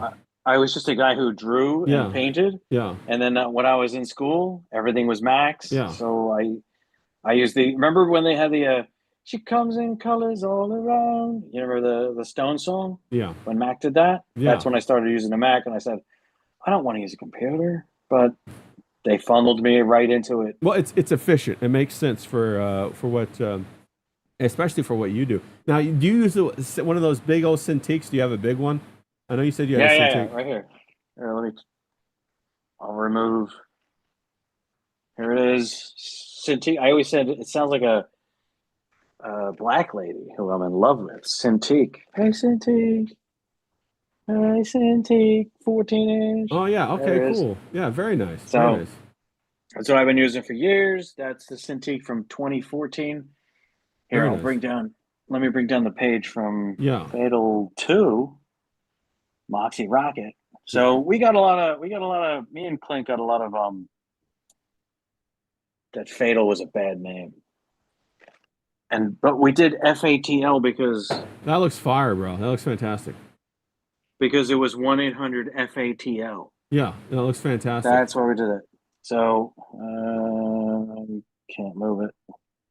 That's awesome. How long did it take you to get proficient with the Cintiq, would you say? Oh, it took a bit. That's what I was gonna say. Yeah. Years ago, before the Cintiq, I was drawing on an Intuos pad. Okay. I think it was called. Drawing down here, and the effect was up on the screen. Yeah. So up here, I still have my 30-inch screen. Yeah. And we still have the skeleton over here. Yeah, that looks good. And Coca-Cola. Yeah. And Ant-Man's over here. Hell yeah. And a shopping cart. Bro, hell yeah, bro. So I used to just buy toys so I could draw them. Yeah, 100%. Same thing. I got them. I got mine over here. I got a whole bunch of I got my little guy right there. Oh, I have that one. Yeah, I got like but then what happened was 3 or 4 of these. My kids, I would tell them like, no, this is not a toy. This is a model. Yeah, I got that one. This is a model. Yeah. And they ripped the hands and legs off everything. Well, and yeah, of course they do because they come off it so easy. Because they're not toys. They're models. We got Tank in the chat. He says, "This is the toy." Yeah, that's a toy. That's a toy. Tank said he backed Fatl #1, but his copy got pilfered. I'll just have to catch up on the next one, 100%. What do you mean it got pilfered? Yeah, I don't know Tank, what means. happened? He got pilfered? Tank says Clint's a cool dude in his book. Yeah, I wasn't around back then. I'm going to get both of them coming up on this next one, too. I'm excited about it, bro. Well, so I'm doing this next one on my own. I know. So I got you. I don't know how I'm going to do it. Clint, he did all the specifics. I'm an idiot. Yeah. I'm a total dope who's going to have to try and run a campaign. Yeah. I'm not an organized person in Yeah. any way whatsoever. Yeah. So we had 2,000 plus backers, and Clint's gonna give me the mailing list of that. I don't know how to do that. Yeah. So anybody that's out there, I'm gonna try and grow that to the next level. And one of the things I was considering was, because other people colored my work, dude. When other people color your work, I don't like that. And I'm not trying to poop on the guys that colored my work. Sure, we get it. Because you think you might have different vision.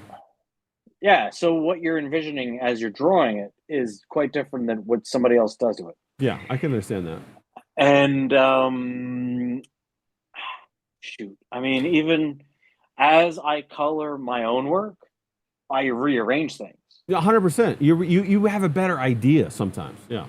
So it's like, oh, I did it in black and white, and it's like, it didn't work the way I wanted it to. Because in black and white, I was arranging blacks on whites. Right. Didn't have the same impact. Be a thing. Right. Yeah. And then when I'm coloring it, I go, oh, this line doesn't work against this line. Right.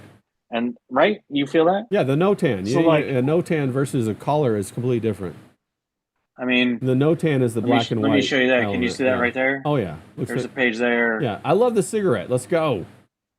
Oh, I always cigarettes. Same here, bro. Same here. I have cats smoking. I have my bro smoking. I've got everybody. So I've never smoked in my life, but hell yeah, I'm all about it. Nah, cigars maybe a couple times, but that doesn't. White wine and cigarettes, or coffee and cigarettes. Coffee and cigarettes. Coffee. Welcome to Jersey. Welcome to Jersey. Hey, I would, bro. Who do I always say? What's her name? That actress. She's a knockout, or she's Marissa Tomei. Ah, yeah, there you go. That's her, Marissa Tomei, bro. I would pick her up in a heartbeat, dog.